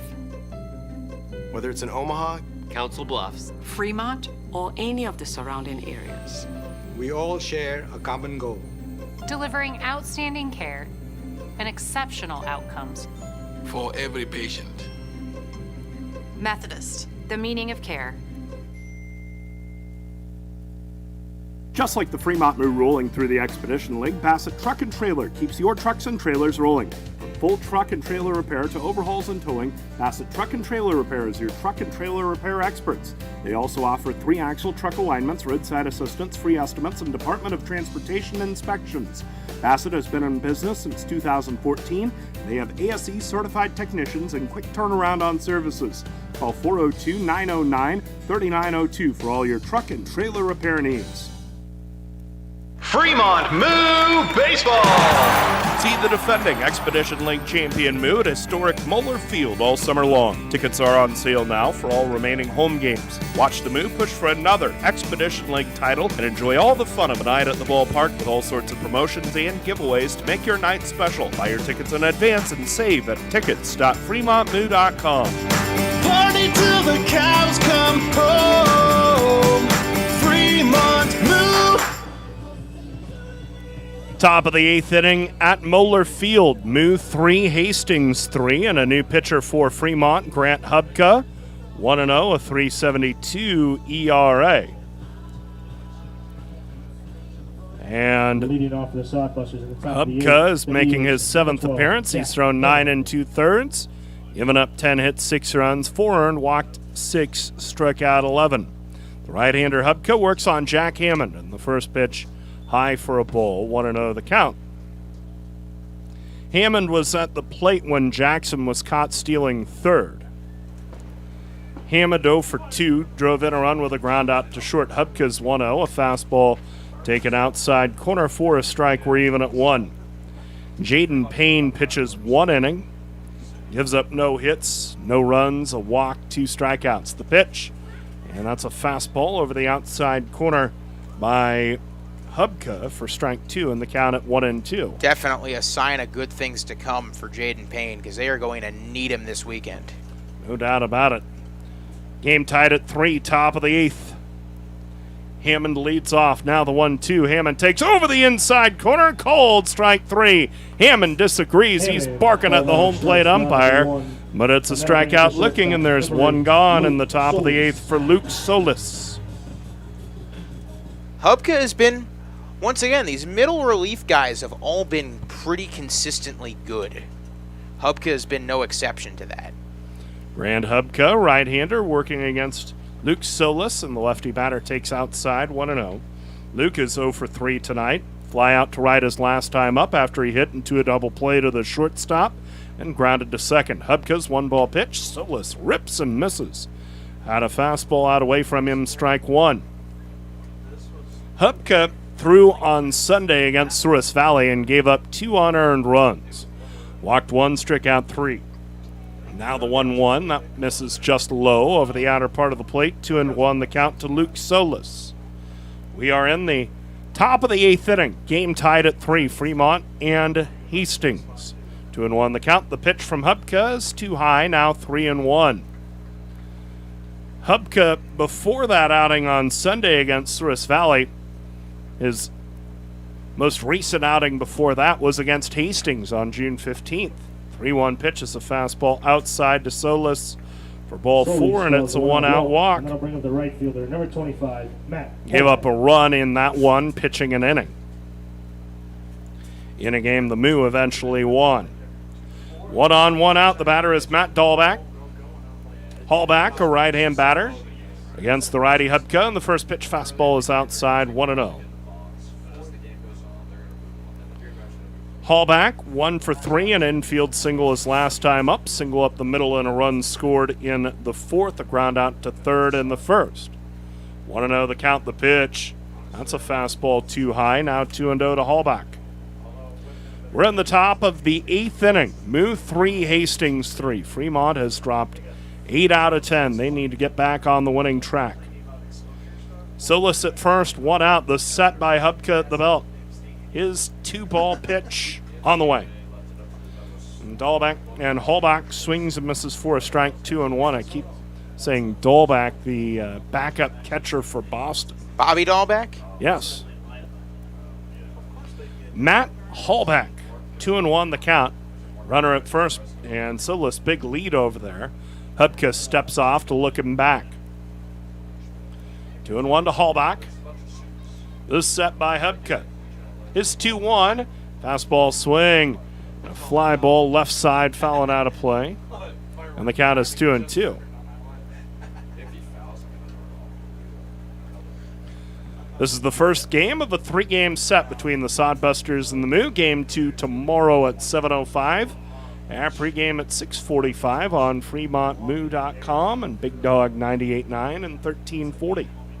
2-2 the count. The set by Hubka. The righty delivers, and that one is swung on and belted by Hallback. Deep left field. Koski all the way back to the track, and right in front of the wall, he makes the catch. Solis races back to first, and he beats the attempted throw for the double play, but Koski chases that ball down right in front of the wall in left center for the second out. Oh my goodness. I thought that was gone off the bat, and I think the only person that in the building that didn't think it was gone was Ryan Koski. 2 outs, runner at first. The batter is Logan Johnstone. He's 0 for 1, walked his last time up, and the lefty hitter takes a first pitch fastball inside, ball 1. We are in the top of the 8th, and on that catch by Koski, the game remains tied at 3. 1 on, 2 out, the 1-ball pitch, swing and a miss on a fastball out of way by Johnstone, 1-1. Koski has been a defensive magician the last few days. He has that catch, he has a couple of outfield assists. 1-1 the count, the set by Hubka. And the 1-1. There's a rip and a miss on a pitch up in the zone. Strike 2. 1-2. Due up for the Moo in the bottom of the 8th. It'll be Hayes, Baskin, and Koski. 6, 7, and 8 in the order. 1-2 the count, the set. Hubka delivers, and that one's flared foul to the left out of play. Count remains 1-2. We told you in the Moo at home tomorrow night against the Sodbusters. It's Wiener Wednesday, so $2 hot dogs plus La Hacienda margaritas. Come on out. 1-2 the count, the pitch. That one's taken over the outside corner. Cold, strike 3. So Hubka strikes out 2 men looking in that 8th inning. And the Sodbusters turned away in the 8th. No runs, no hits, no errors, 1 left on. And we go to the bottom of the 8th inning with a score.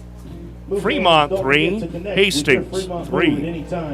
Trust the G-Force team at Getchman Heating and Air Conditioning for your home comfort needs. Whether it's a repair on your heating or air conditioning system or a full replacement, Getchman's skilled professional technicians are technicians you can trust with your house keys. Give them a call if the dog days of summer get the better of your AC, or if you want to give your heating system a tune-up before cooler weather rolls in. For technicians you can trust with your house keys, call Getchman's, the G-Force team at 402-721-6301 in Fremont.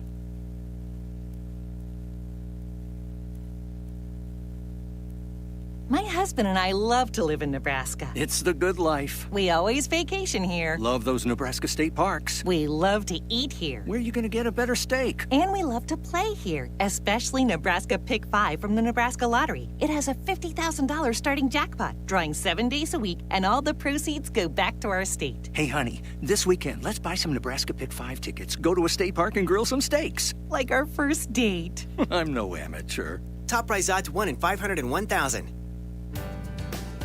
Your radio home for the Fremont Moo is Big Dog 98.9 FM and 1340 AM. Not only is Big Dog your home for the Moo this year, but keep it tuned to 98.9 FM and 1340 AM for the best in news, sports, and entertainment. Big Dog is your home for local high school and college sports coverage, including Midland University's Warriors football.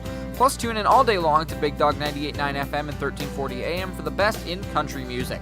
So keep it tuned all day to Big Dog for the Fremont Moo and more. All right, fans, leading off. Ryan Hayes leads off for the Moo in the bottom of the 8th. Moo and Hastings tied at 3. Hayes is 0 for 1. He was hit by a pitch. Or I should say he walked his last time up. Flied to center, walked in the first as well. The lefty Shimashita delivers the first pitch, and it's a bit high, ball 1. Lefty to righty. James Shimashita comes set, delivers the 1-0, and it's a fastball low to Hayes. Ball 2, 2-0. The Moo tied this game with a run in the 5th, an RBI single up the middle by E.J. Taylor. Moo left him loaded in the 7th. 2-0 the count. Set the 2-ball pitch, and Hayes swings and lifts a fly ball to right field. Hallback back into his right, now a step or two in and left to make the catch. One gone. This Shimashita kid's a find. Number 32. Yeah, after the leadoff walk to Taylor, he gets the pop-up from Reller and the Simonson strikeout to get out of the inning and leave the bases loaded. And now with 1 out, no one on, the batter is Austin Baskin. Moo 3, Hastings 3. We're in the bottom of the 8th. Lefty to righty. And the first pitch. Cued foul, strike 1, 0-1. Baskin 0 for 2. He was hit by a pitch his last time up, also grounded out to second in the 4th inning. Fielder's choice in the 1st. 0-1 the count. The set. Shimashita delivers. Baskin takes high. Ball 1, 1-1 the count. Outfield playing Baskin to pull. Some hitting room in right center field if Austin goes to the opposite gap with 1. 1 out, no one on. The set, Shimashita's 1-1. Baskin fouls it off to the right out of play. Strike 2, 1-2. Well, he's looking oppo. Certainly got the right idea, but can he execute? Now down on the count 1-2. Game tied at 3. We're in the bottom of the 8th. Nobody on, 1 out. 1-2, the count to Baskin. Shimashita delivers, and Baskin pokes this one foul out of play to the right. Count remains 1-2. We have an update from the Men's College World Series Championship Series. TD Ameritrade Park in Omaha. They are in the top of the 4th inning. Mississippi State a 5-1 lead on Vandy. Boy, that escalated quickly. Sure did. So that one taken for ball 2, the count at 2-2. They threw out the young guy for Vanderbilt. I wonder if they did that strategically so they could save Kumar for the final game. Always risky to give a team some life by not running your best out there and trying to win it right off the jump. But if Rocker wasn't 100%, wasn't fully rested, then perhaps that strategy makes sense. 1 out, no one on. The 2-2 on the way. Baskin takes a curve high and away, and the count is full 3-2. We've seen Kumar get hit a couple times this World Series run. Leiter has been the guy. Full count, 1 out. Game tied at 3. We're in the bottom of the 8th. The set in the 3-2. Baskin takes high and away. Ball 4, and it's a 1-out walk. Second walk allowed by Shimashita. That's a great at-bat for Austin Baskin. Really good one. He was down in the count 1-2. Fouled off a pitch, then took 3 straight out of the zone, and now the Moo have the go-ahead run at first with 1 out, and Ryan Koski at the plate. Ryan's had a good night defensively, but it's been tough at the plate. 0 for 3, hit into a double play to the second baseman his last time up. Lefty to righty, 1 on, 1 out. The set, the first pitch from Shimashita is a fastball too high, ball 1. Koski is also struck out and grounded to third. Outfield playing him to pull. Baskin at first with 1 out. Bottom of the 8th, Moo 3, Sodbusters 3.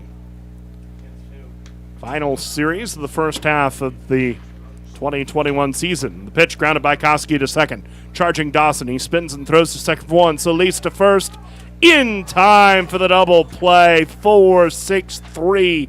And the Moo are done in the bottom of the 8th. So nothing comes of the 1-out walk.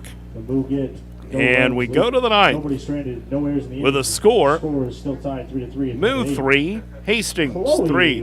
Mid-Continent Irrigation is a 30-year family-owned and operated business in Fremont. Mid-Continent Irrigation sells new Valley brand irrigation equipment and Suckup brand grain bin equipment in their local trade area. They service all brands of irrigation and grain bin equipment and are staffed with highly skilled and trained professionals. Their staff has over 120 years of combined experience that still attends service school annually to stay on top of the latest technology. Give them a call at 402-727-9373. Fire up your weekends by coming to see the Fremont Moo defend their Expedition League Championship at historic Moeller Field and enjoy great baseball and great deals. On Friday, take in a great baseball game and a post-game fireworks show. Swing and Win Saturdays give you the chance to win balls and jerseys signed by the Moo, tickets to concerts at Stir Cove and Harris and Council Bluffs, and more. Then on Sweet Hat Saturday, buy a GA ticket, a Moo meal, and a hat for just $20. For more information, visit FremontMoo.com. Fremont Moo Baseball, party till the cows come home. Husqvarna now has special financing and extreme outdoor power with approved credit. Available on all Husqvarna residential or commercial acreage and zero-turn mowers. Get the professional power you need today with 6-year warranties on residential or 10-year warranties on commercial mowers. Extreme Outdoor Power repairs most major brands, and they carry a full line of battery-powered equipment too. Stop into Extreme Outdoor Power and visit with Rick Lereger today at 805 South Broad Street in Fremont. Interested in starting a new career with great pay and benefits? Lincoln Premium Poultry is now hiring for all positions. An innovative company with state-of-the-art technology. Visit www.lincolnpremiumpoultry.com or be referred by a current Lincoln Premium Poultry team member, and you can each earn up to $1,000. Lincoln Premium Poultry. Apply at lincolnpremiumpoultry.com. We want you on our team.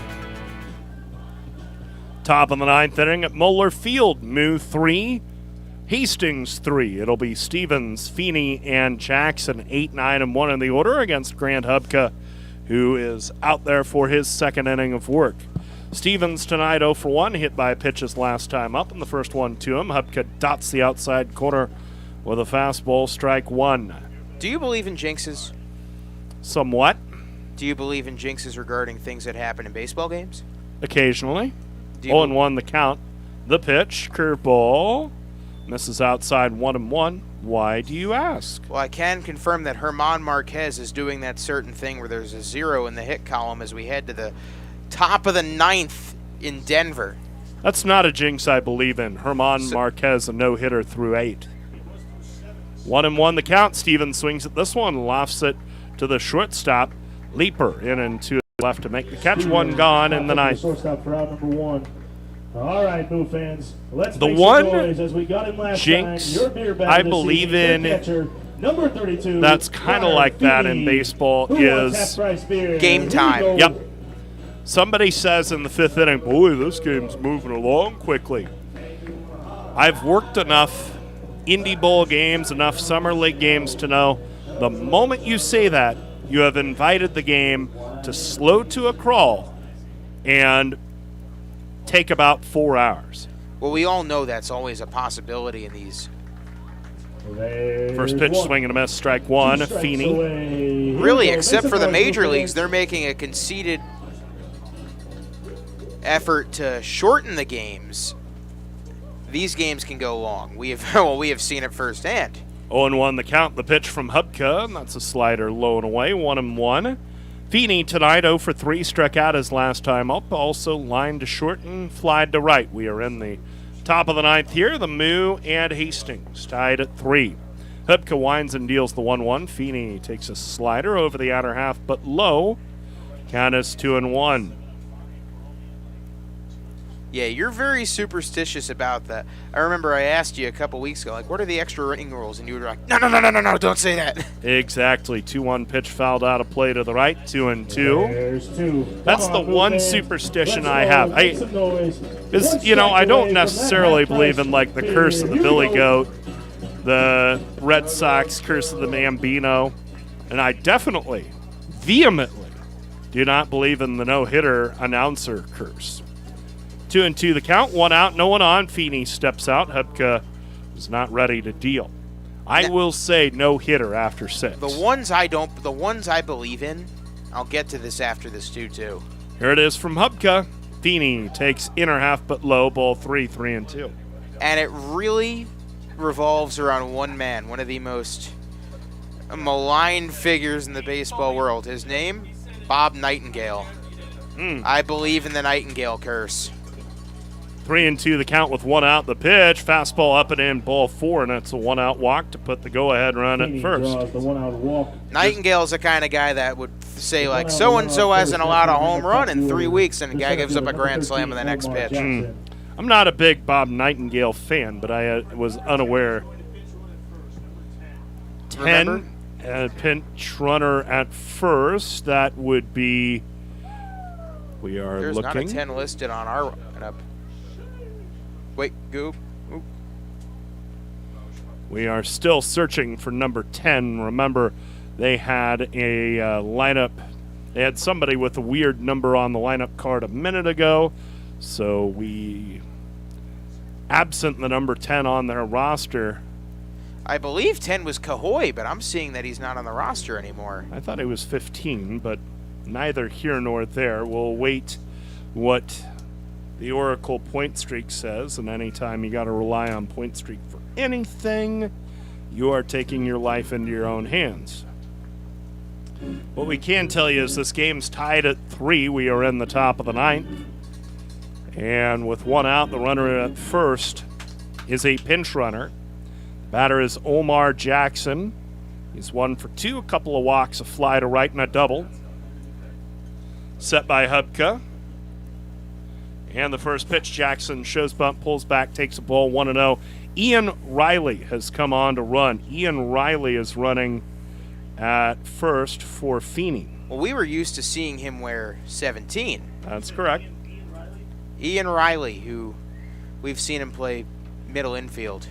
It's the 1-ball pitch taken for a ball, now 2-0. Jackson has shown bunt each of the first 2. Now 2-0, the count to Omar Jackson. 1 out, runner at first here in the top of the 9th. Hubka, the right-hander, sets at the belt. Delivers the 2-0. Jackson takes over the inside corner for a strike count as 2-1. Top of the 9th, Moo 3, Hastings 3. You would love a double play ball here, but Jackson runs so well it's pretty unlikely. The set, Hubka's 2-1. Jackson takes a curve, high and away, now 3-1. Cole Dawson due after that. He's 0 for 4, but he's had a great year so far, so you want to come after Jackson if you can. Riley at first, 1 out. The 3-1, and that fastball misses way high and away, ball 4. Now there are 2 on with 1 out, and Shea Bennett will saunter out toward the mound to chat with Hubka to try and settle him in before he has to deal with Cole Dawson. No signal as yet from Bennett, and I don't know that he changes here. You don't change here. I mean, Hubka looked pretty good in the 8th and kind of lost himself there in the at-bat to Jackson. I think you have to roll with your guy. Game tied at 3. We are in the top of the 9th. Riley running for Feeney at second. Jackson is at first. And the batter is Cole Dawson. In a game that means statistically jack squat, I think you have to roll with your guy. It's a confidence builder of a game. It's a good point to learn what you can get from Grant Hubka in a high leverage situation such as this, even though this one won't swing the first half standings at all. Still, these guys want to win, and you want to figure out what Grant Hubka can do in a big spot like this. 2 on, 1 out. The game tied at 3. We are in the top of the 9th.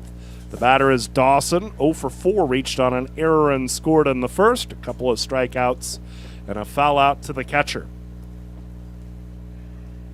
Righty to righty, Hubka's first one. Dawson swings and pops it up, left side of the infield. Baskin and Leaper after it, and it is the shortstop Leaper who makes the catch. And that's going to bring up the first baseman, number 34. Phenomenal recovery from Hubka. Beg your pardon, it was Baskin who made the catch, and now there are 2 outs, but you're exactly right. After back-to-back walks Hubka dusted himself off. Got a big pop out, but still one tough out to go with Trevor Mattson. Trevor, RBI double to left in the first inning. Since then, a couple of strikeouts and a pop-up to short. Riley at second, Jackson at first, 2 outs. Game tied at 3, top of the ninth. First one to Mattson, a fastball low. Ball 1-0. Looking ahead to the Moo ninth, that is Sears, Push, and Leeper. 9, 1, and 2 in the order. A good spot for Fremont to work. And you hope they are tasked with just breaking the tie and scoring 1. 1 ball pitches a fastball high, and the count is 2-0 to Mattson.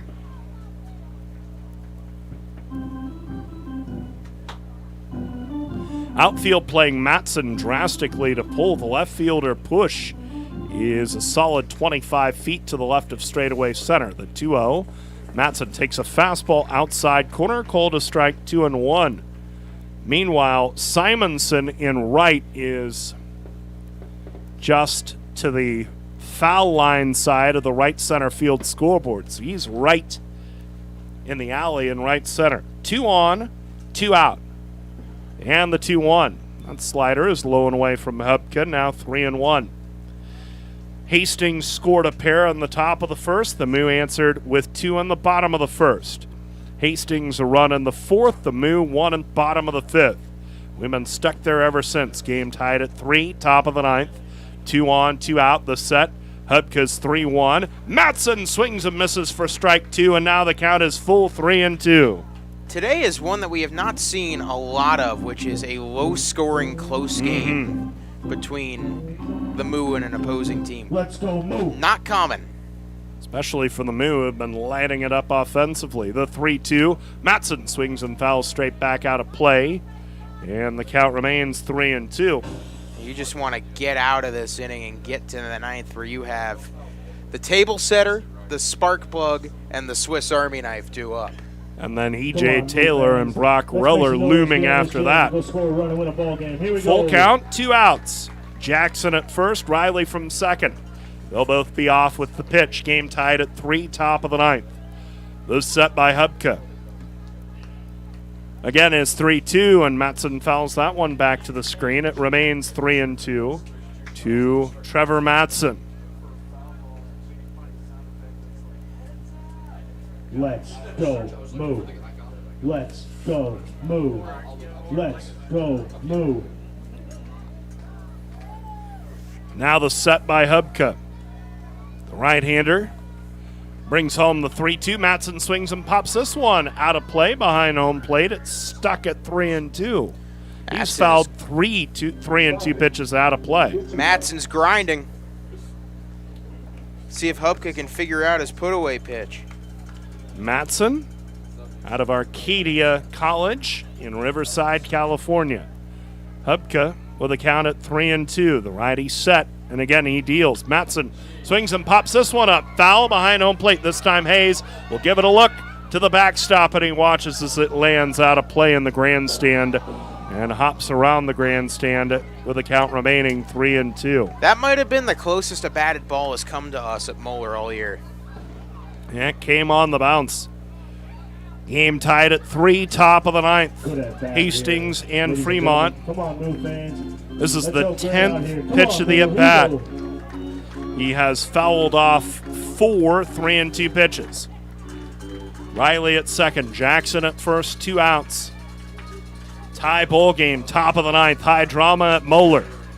This set by Hubka, again his 3-2. Mattson takes down and in, ball 4. Oh, that's a heck of an at-bat from Trevor Mattson, and that's really all you can say. That was an epic battle, and Hubka just could not quite put him away. Now the bases are loaded for Jack Hammond. Hammond is 0 for 3 tonight. Struck out looking his last time up, popped to second, walked in the, or rather was hit by a pitch in the fourth. Drove in a run with a ground out to short in the first. Bases loaded, 2 outs. Hubka set in the belt and deals. And first pitch is fouled out of play to the right by Hammond. Strike 1, 0-1. We are in the top of the ninth here at historic Moeller Field. Moo 3, Hastings 3. Remember, the Moo have already escaped 2 bases loaded jams today. Zetterman and Brendan Jones both got out of bases loaded jams alive. 7 runners left by Hastings. Will their good fortune continue? Will Fremont's good fortune continue? The fastball inside.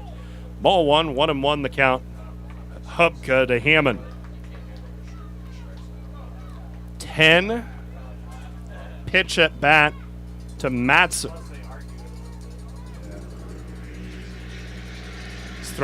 Hubka has thrown 27 pitches this inning. 1-1 the count. The pitch from Hubka. Hammond swings, pops it up. Short right field. The second baseman Sears out, called off by Simonson, the right fielder, who makes the catch to get the Moo out of the inning. Big time jam that Hubka was able to escape. No runs, no hits, no errors. 3 big runners left on, and Hastings is stranded 10. We go to the bottom of the 9th inning. Sears push and leaper due to hit for the Moo. To the bottom of the 9th we go. Moo 3, Hastings 3. Did you know at Deers Ford Lincoln, we have a team of highly trained, Ford-certified technicians that will make all the difference in your automotive service needs? Ford has long been on the cutting edge of automotive technology. Don't trust your Ford to an unqualified mechanic. Get it done right the first time. The Deers Ford way. We service all makes and models, and we welcome the opportunity to be your family certified service technicians. Contact Deers Ford Lincoln Service at 402-721-1472 to schedule a service appointment today.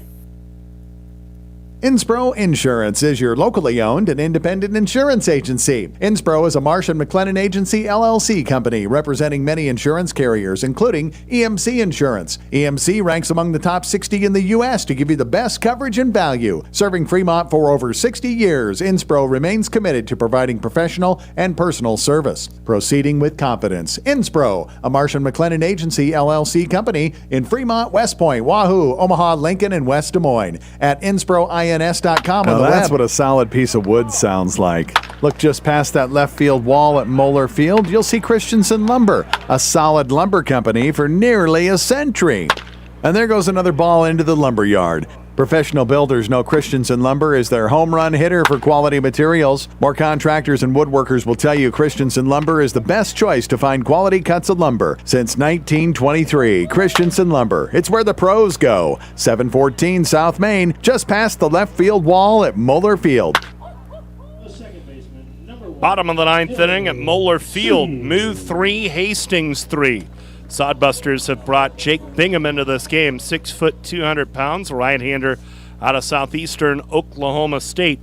He'll face Dylan Sears to lead off the inning, and the first one to Dylan is right in on his hands and fouled straight back, strike 1, 0-1. Sears is 1 for 3 tonight. A double to left his last time up after a fly out to the track and right and a ground out to second. 0-1 to Sears. Bingham on for the 5th time this year, 2-0 of 4.15 ERA.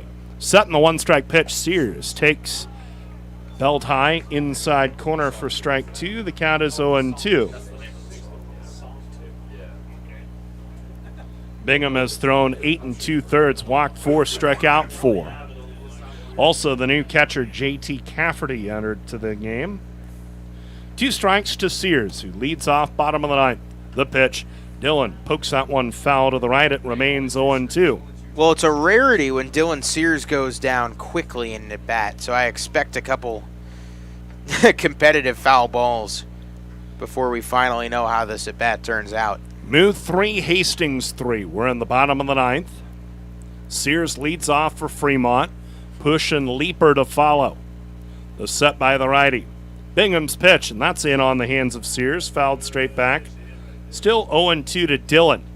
This broadcast coming your way on FremontMoo.com, the Fremont Moo YouTube channel, and on Big Dog 98.9 FM, 1340 AM, KHUB, Fremont, Nebraska. Nate Rohr, Zach Berman with you from Moeller Field. The 0-2 to Sears. He swings, grounds to second. Right at Dawson, who has it and whips it to first in time, 1 gone. Grounds out to the other for out number 1. That's going to bring up the top of the order. Your center fielder. One out, no one on. The batter is Tyler Push. He's had a good night. 2 for 4. Couple of singles to center.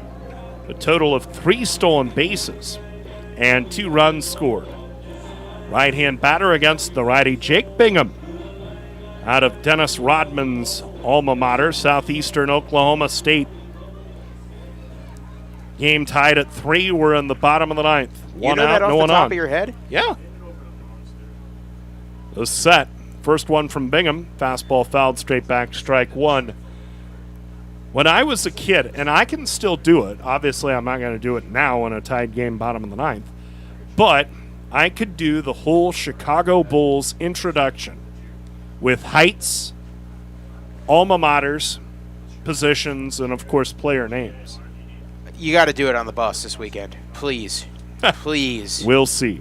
0-1 the count to Push. The set, the pitch from Bingham. Curveball. Push fouls it off to the right. Out of play. Strike 2, 0-2. That was maybe my favorite part when WGN would broadcast Bulls games. It seemed like they would broadcast every Saturday night during the regular season, and they would run the intros. And so you would get to see the Bulls lights out intro, first at Chicago Stadium, then later at the United Center. 1 out, no one on. Game tied at 3, bottom of the 9th. The pitch to Push is fouled straight back. Still 0-2, so this Jake Bingham has come out of the bullpen. He's thrown 8 pitches, and they've all been strikes, but he's retired 1 batter, and he's ahead 0-2 on the second one.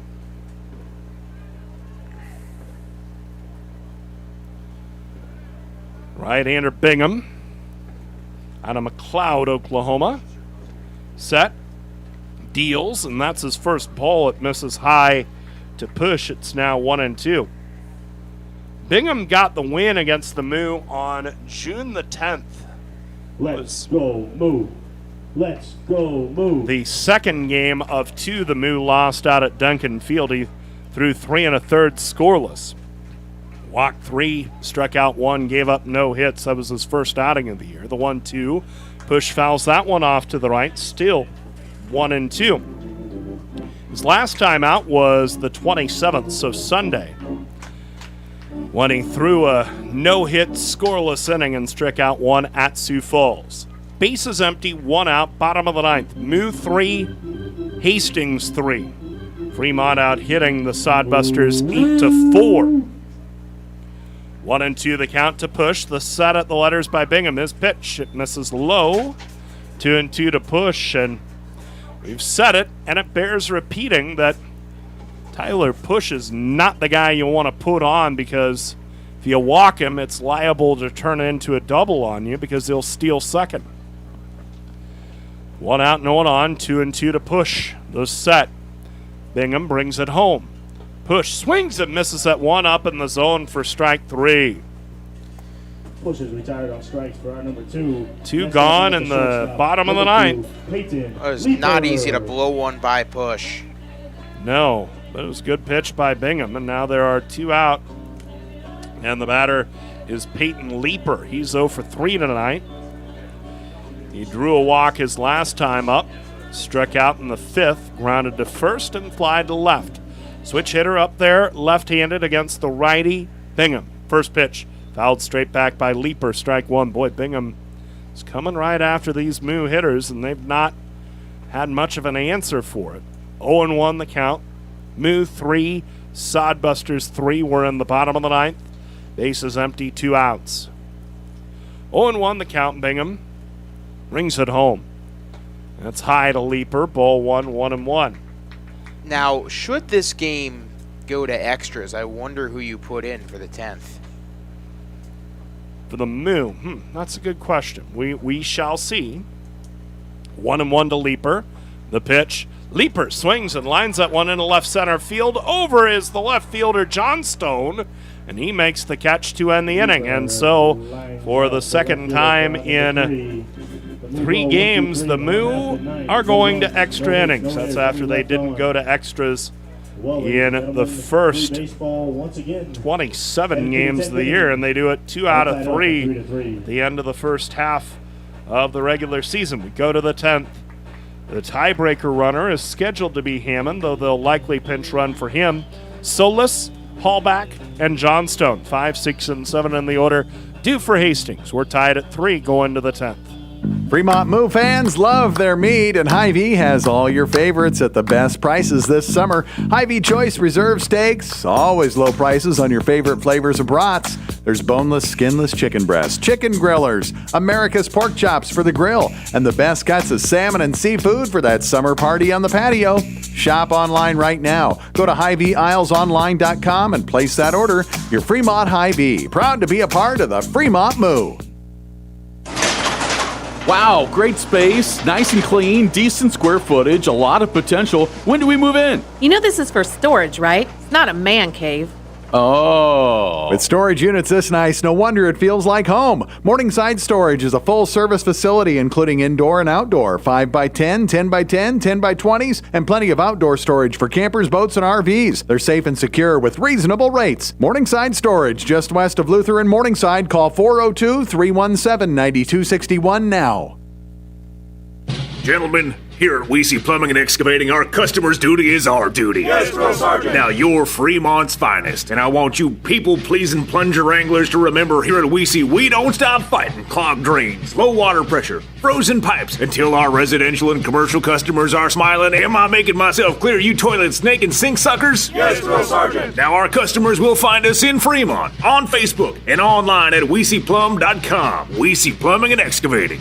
Your duty is our duty. La Hacienda Mexican Restaurant, your favorite family-owned restaurant, is offering their family special. Right now, feed the whole family with 12 tacos, rice, beans, chips, and salsa for only $25. Thursday, get $2 off house pitchers of margaritas on the rocks. The family special isn't only for game days. Get it anytime. La Hacienda, 3140 Elk Lane, across the street from Goodwill. Call in your Feed the Family special order ahead at 721-9909 or order online at LaHaciendaFremont.com. Then head home and enjoy.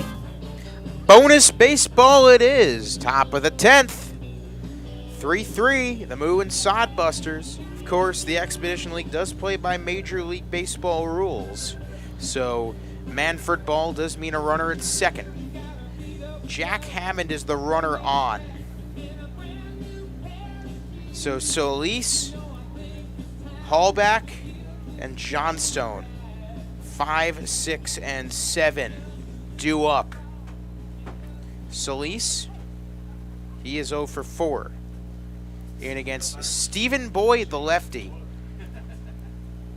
Breaking ball specialist Stephen Boyd. First pitch to Solis, he shows bunt and bunts foul. Now, the last time the Moo played extra innings was Sunday, and they lost that game 15-12, and the pitcher that came in the top of the 10th was Trent Sellers, and he escaped the 10th alive. The Moo loaded the bases in the bottom of the 10th, and, well, they didn't score. In the top of the 11th, Souris Valley put across 3, including a 2-run home run by Jaden Beck, a pitcher that had not swung a bat in 6 years, but it was that kind of series, and the Moo looking to rewrite those wrongs tonight, showing bunt to Solis, the 0-1, outside 1-1. Boyd obviously trying to avoid the bunt scenario.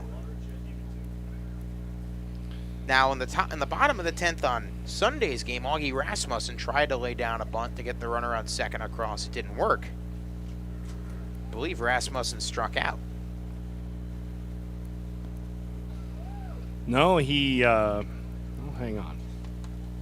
I don't believe he got the runner over. He did not. Because the next two guys... He did strike out. Yeah, My he struck apologies. out, and then Taylor was walked, White was walked, and then they wound up having to face Howell and a couple other guys. I think Baskin was in there. Dylan Sears was in there as well.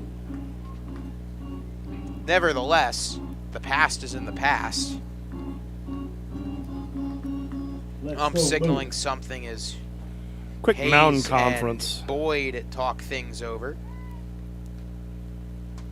Of course, the Moo have struggled a little bit with runners in scoring position, so it would be nice to not have to play from behind here.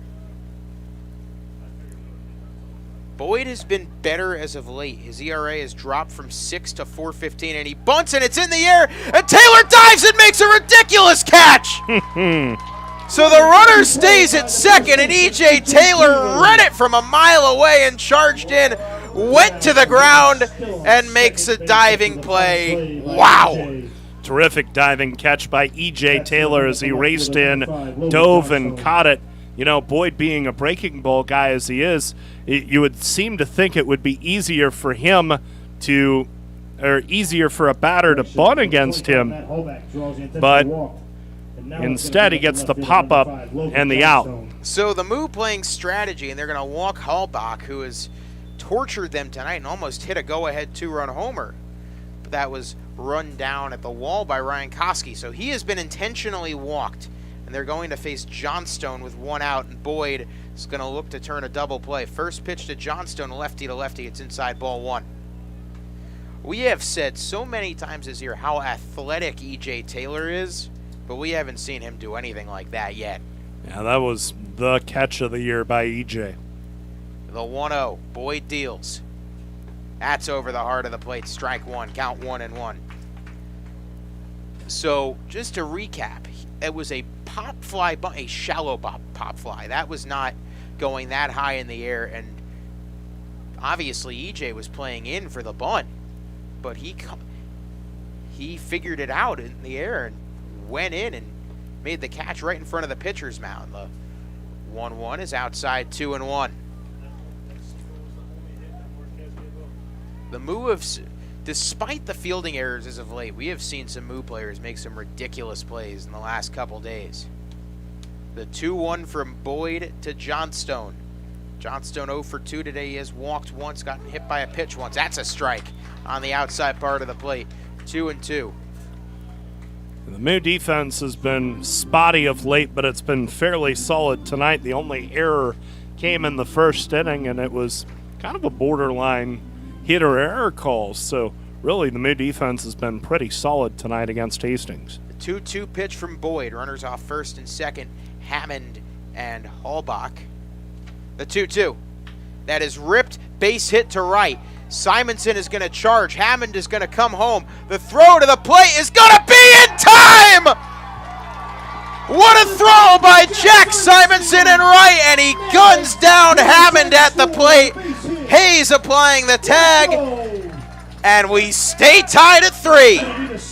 Perfect throw by Jack, just flat out on the money. And the catcher Hayes had time to wheel around and slap the tag on Hammond trying to score. So I don't know that Jack could have done it much better. First and third, 2 outs, and the Moo getting both outs here on ridiculous defensive plays. Score at 9-2 on the out to throw out Hammond. Now the first pitch to Trevor Stevens, who swings and misses. So that was ripped to right, but it was hit hard enough and shallow enough where Simonson was going to have a chance. Hammond, you had mentioned in between innings you thought they were going to pinch run for him.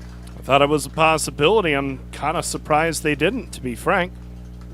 Instead, it was hit just hard enough and just shallow enough where Simonson had that perfect chance to come up throwing. The 0-1. That is called strike 2.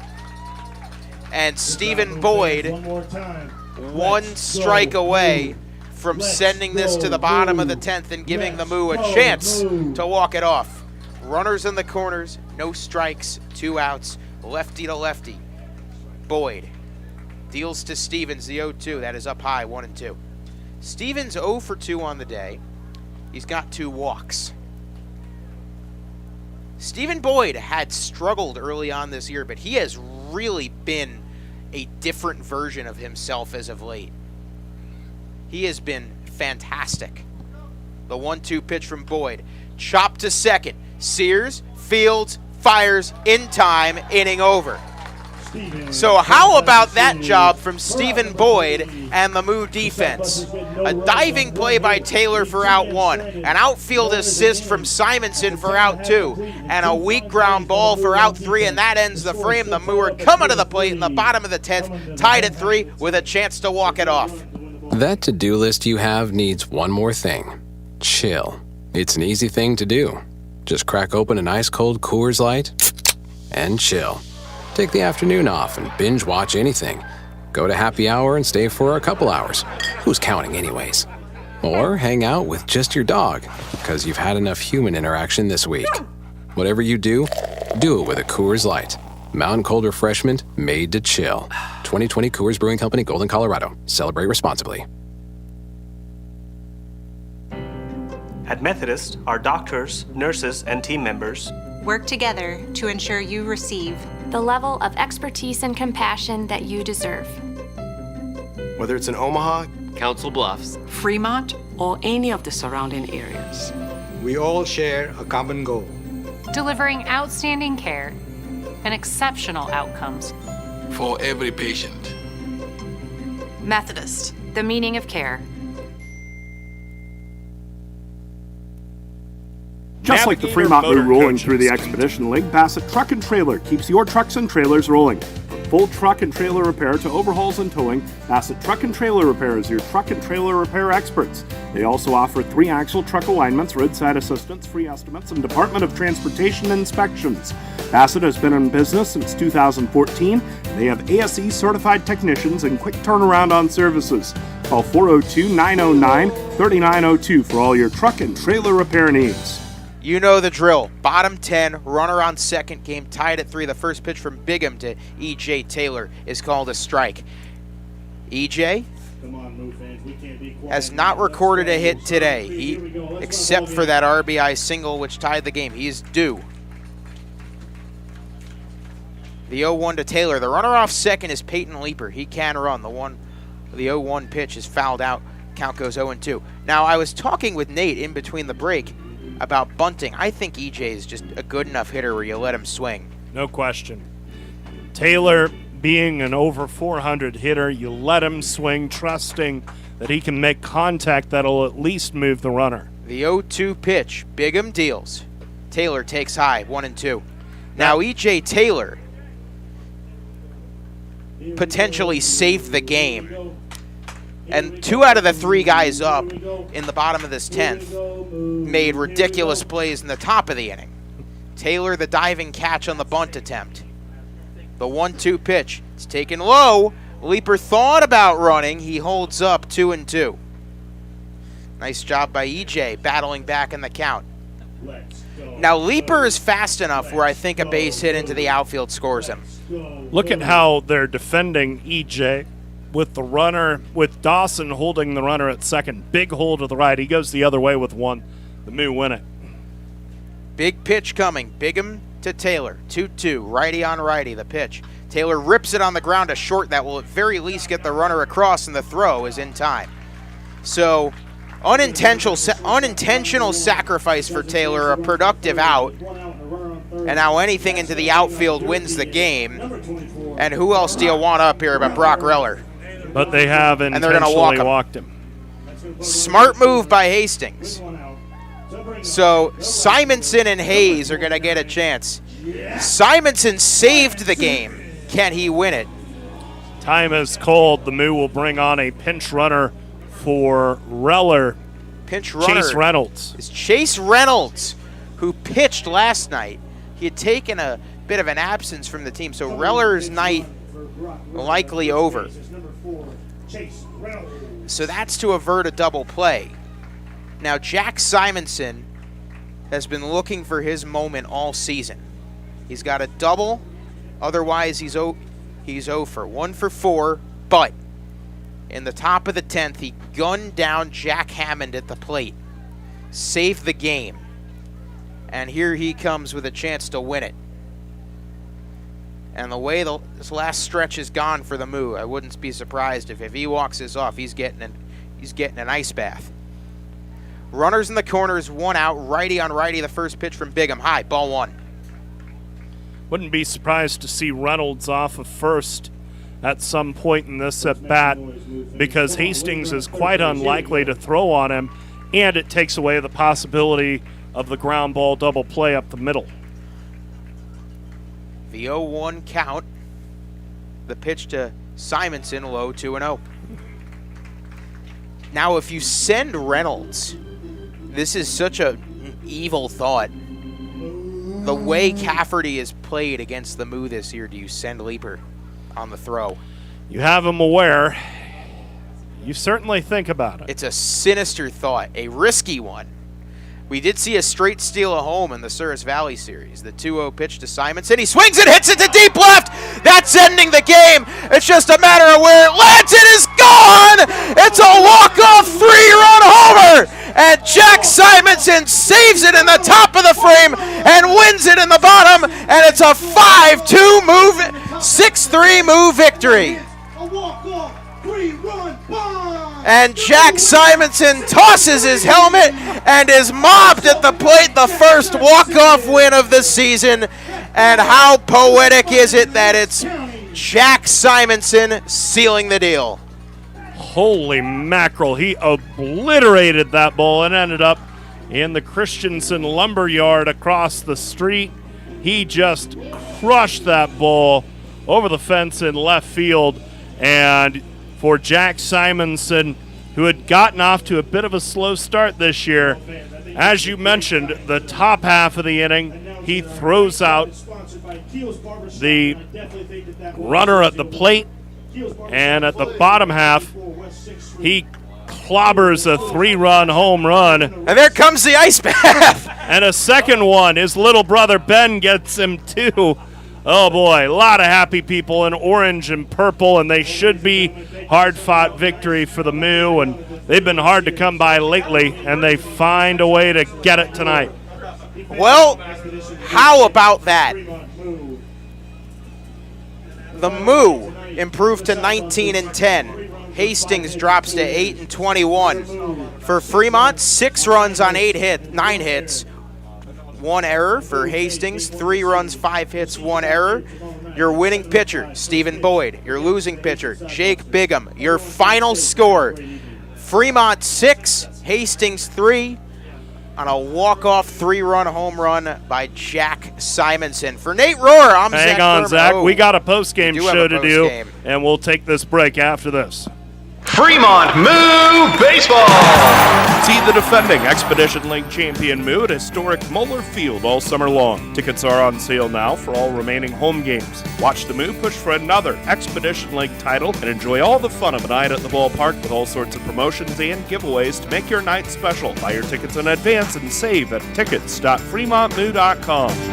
Party till the cows come home. Fremont Moo.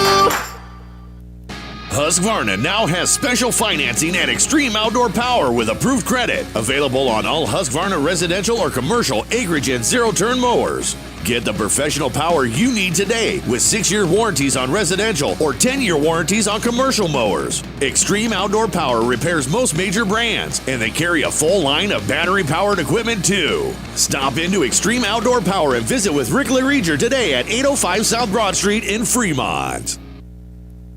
Interested in starting a new career with great pay and benefits?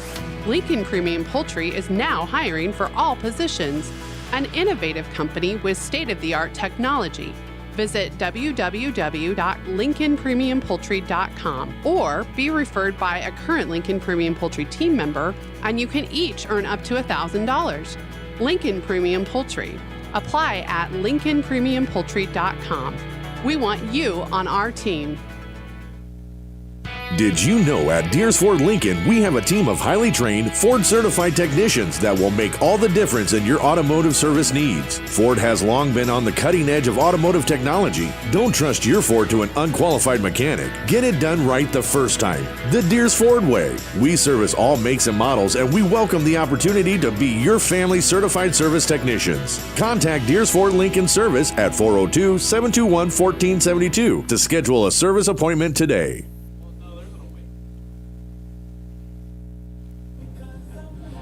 Back with you from a happy Moeller Field in Fremont, where a 3-run home run by Jack Simonson is a walk-off Moo victory. Final score 6-3. So the Moo, just 48 hours after arguably the most heartbreaking finish of the year, they get their most thrilling finish of the year. Jack Simonson obliterates that ball over the fence in left field, driving it into the Christensen Lumberyard. across the street beyond the Moeller Monster. This is the postgame show brought to you by Morningside Storage. Storage units so nice it feels like home. Call 402-317-9261 now for indoor or outdoor storage. It was the rarest of rare games of late for the Moo, a pitcher's duel. As Hastings put up a pair on the top of the first, the Moo answered with a pair on the bottom of the first. Hastings a single run top of the fourth. The Moo evened it in the bottom of the fifth, and the game sat tied through the 6th, 7th, 8th, and 9th. And then in the bottom of the 10th, Leeper was placed on second. E.J. Taylor a ground ball to the shortstop to move Leeper along to third. Brock Reller was intentionally walked. Reynolds came on to pinch run for him. And then Jack Simonson worked the count in his favor, 2-0. And then he blasts the ball over the fence, over the Moeller Monster, and left to propel the Moo to a 6-3 victory tonight at historic Moeller Field. This was a fun one, a feel-good one, even though the playoff races for the first half are determined. This is why you play it out, and you hope that this gives the Moo a boost of momentum and good feeling that has been sorely lacking over the last week or so for this team. Totals in this one for Hastings, 3 runs on 5 hits with 1 error. And they left 12 on. The Moo, 6 runs, 8 hits, 2 errors, and they stranded 7. The winning pitcher tonight, Stephen Boyd. He comes out of the bullpen and works his way out of a runners on the corners jam. Gets out of the inning, so Boyd now 1-1 on the year. And the loss to Jake Bingham. He's now 2-1 on the year. He gives up the game-ending home run, throws 1 1/3 innings, allows 3 runs, 2 earned on 1 hit, walked 1. It was intentional. He strikes out 1. Bingham falls to 2-1 on the year. Leading hitters in the game, Omar Jackson reached base 4 times from the leadoff spot and had a double. Matt Hallbach was 2 for 4 with a walk and a run scored. Meanwhile, for the Moo, of course, Jack Simonson, his 3-run home run to end the game. It was his first home run of the year. Not a bad time for it. Brock Reller was also 2 for 4 with an intentional walk, and he had a home run, a solo home run in the bottom of the 10th. And Tyler Push was 2 for 5 as well. Time of the game, 3 hours and 17 minutes. The attendance, 215 patrons. The win boosts the Moo to 19-11. The loss drops Hastings to 8-21. Again, your final score at historic Moeller Field: Moo 6, Hastings 3. Now let's check the Nebraska Lottery out-of-town scoreboard. The Nebraska Lottery reminds you that Wednesday's Powerball jackpot, so tomorrow night's Powerball jackpot, is $88 million. The Nebraska Lottery, why wait to win? Casper shuts out Badlands tonight at home, 5-0. They are in the bottom of the 8th inning in Gering in western Nebraska. My goodness, they are a house of fire right now as the Pioneers lead Wheat City 10-4. That game, bottom of the 8th in Gering. Spearfish edged Sioux Falls 5-4 up in Sioux Falls tonight. They're in the bottom of the 8th inning in Butte. And the Mining City Tommyknockers have a 4-1 lead on Canyon County. And Souris Valley beats Pierre 11-6. As we've said, the first half division champions have been determined. Souris Valley in the Lewis, and in the Clark, it was Western Nebraska. We have 2 games left in the first half of the season, and then we'll reset everything and go from there in the second half. But this is a feel-good win, and hopefully it gives the Moo some momentum through the rest of the series and into the start of the second half as Jack Simonson blasts a 3-run home run to left field to give the Moo a 6-3 victory. Fun one tonight at Moeller. Glad you're along with us for it. My thanks to Zach Berman for all of his hard work throughout the broadcast. Most of all, my thanks to you for spending a part of your Tuesday night with us. Good news from Moeller Field in Fremont. The Moo walk it off and in 10 innings defeat the Hastings Sodbusters 6-3. And until tomorrow night when we have pregame coverage at 6:45 ahead of a 7:05 first pitch, this is Nate Rohr saying thanks for listening and good night from Moeller Field in Fremont. This has been Fremont Moo Baseball on Big Dog 1340 AM and 98.9 FM and on FremontMoo.com. For schedule and ticket information, visit FremontMoo.com. Fremont Moo Baseball, it's a hit.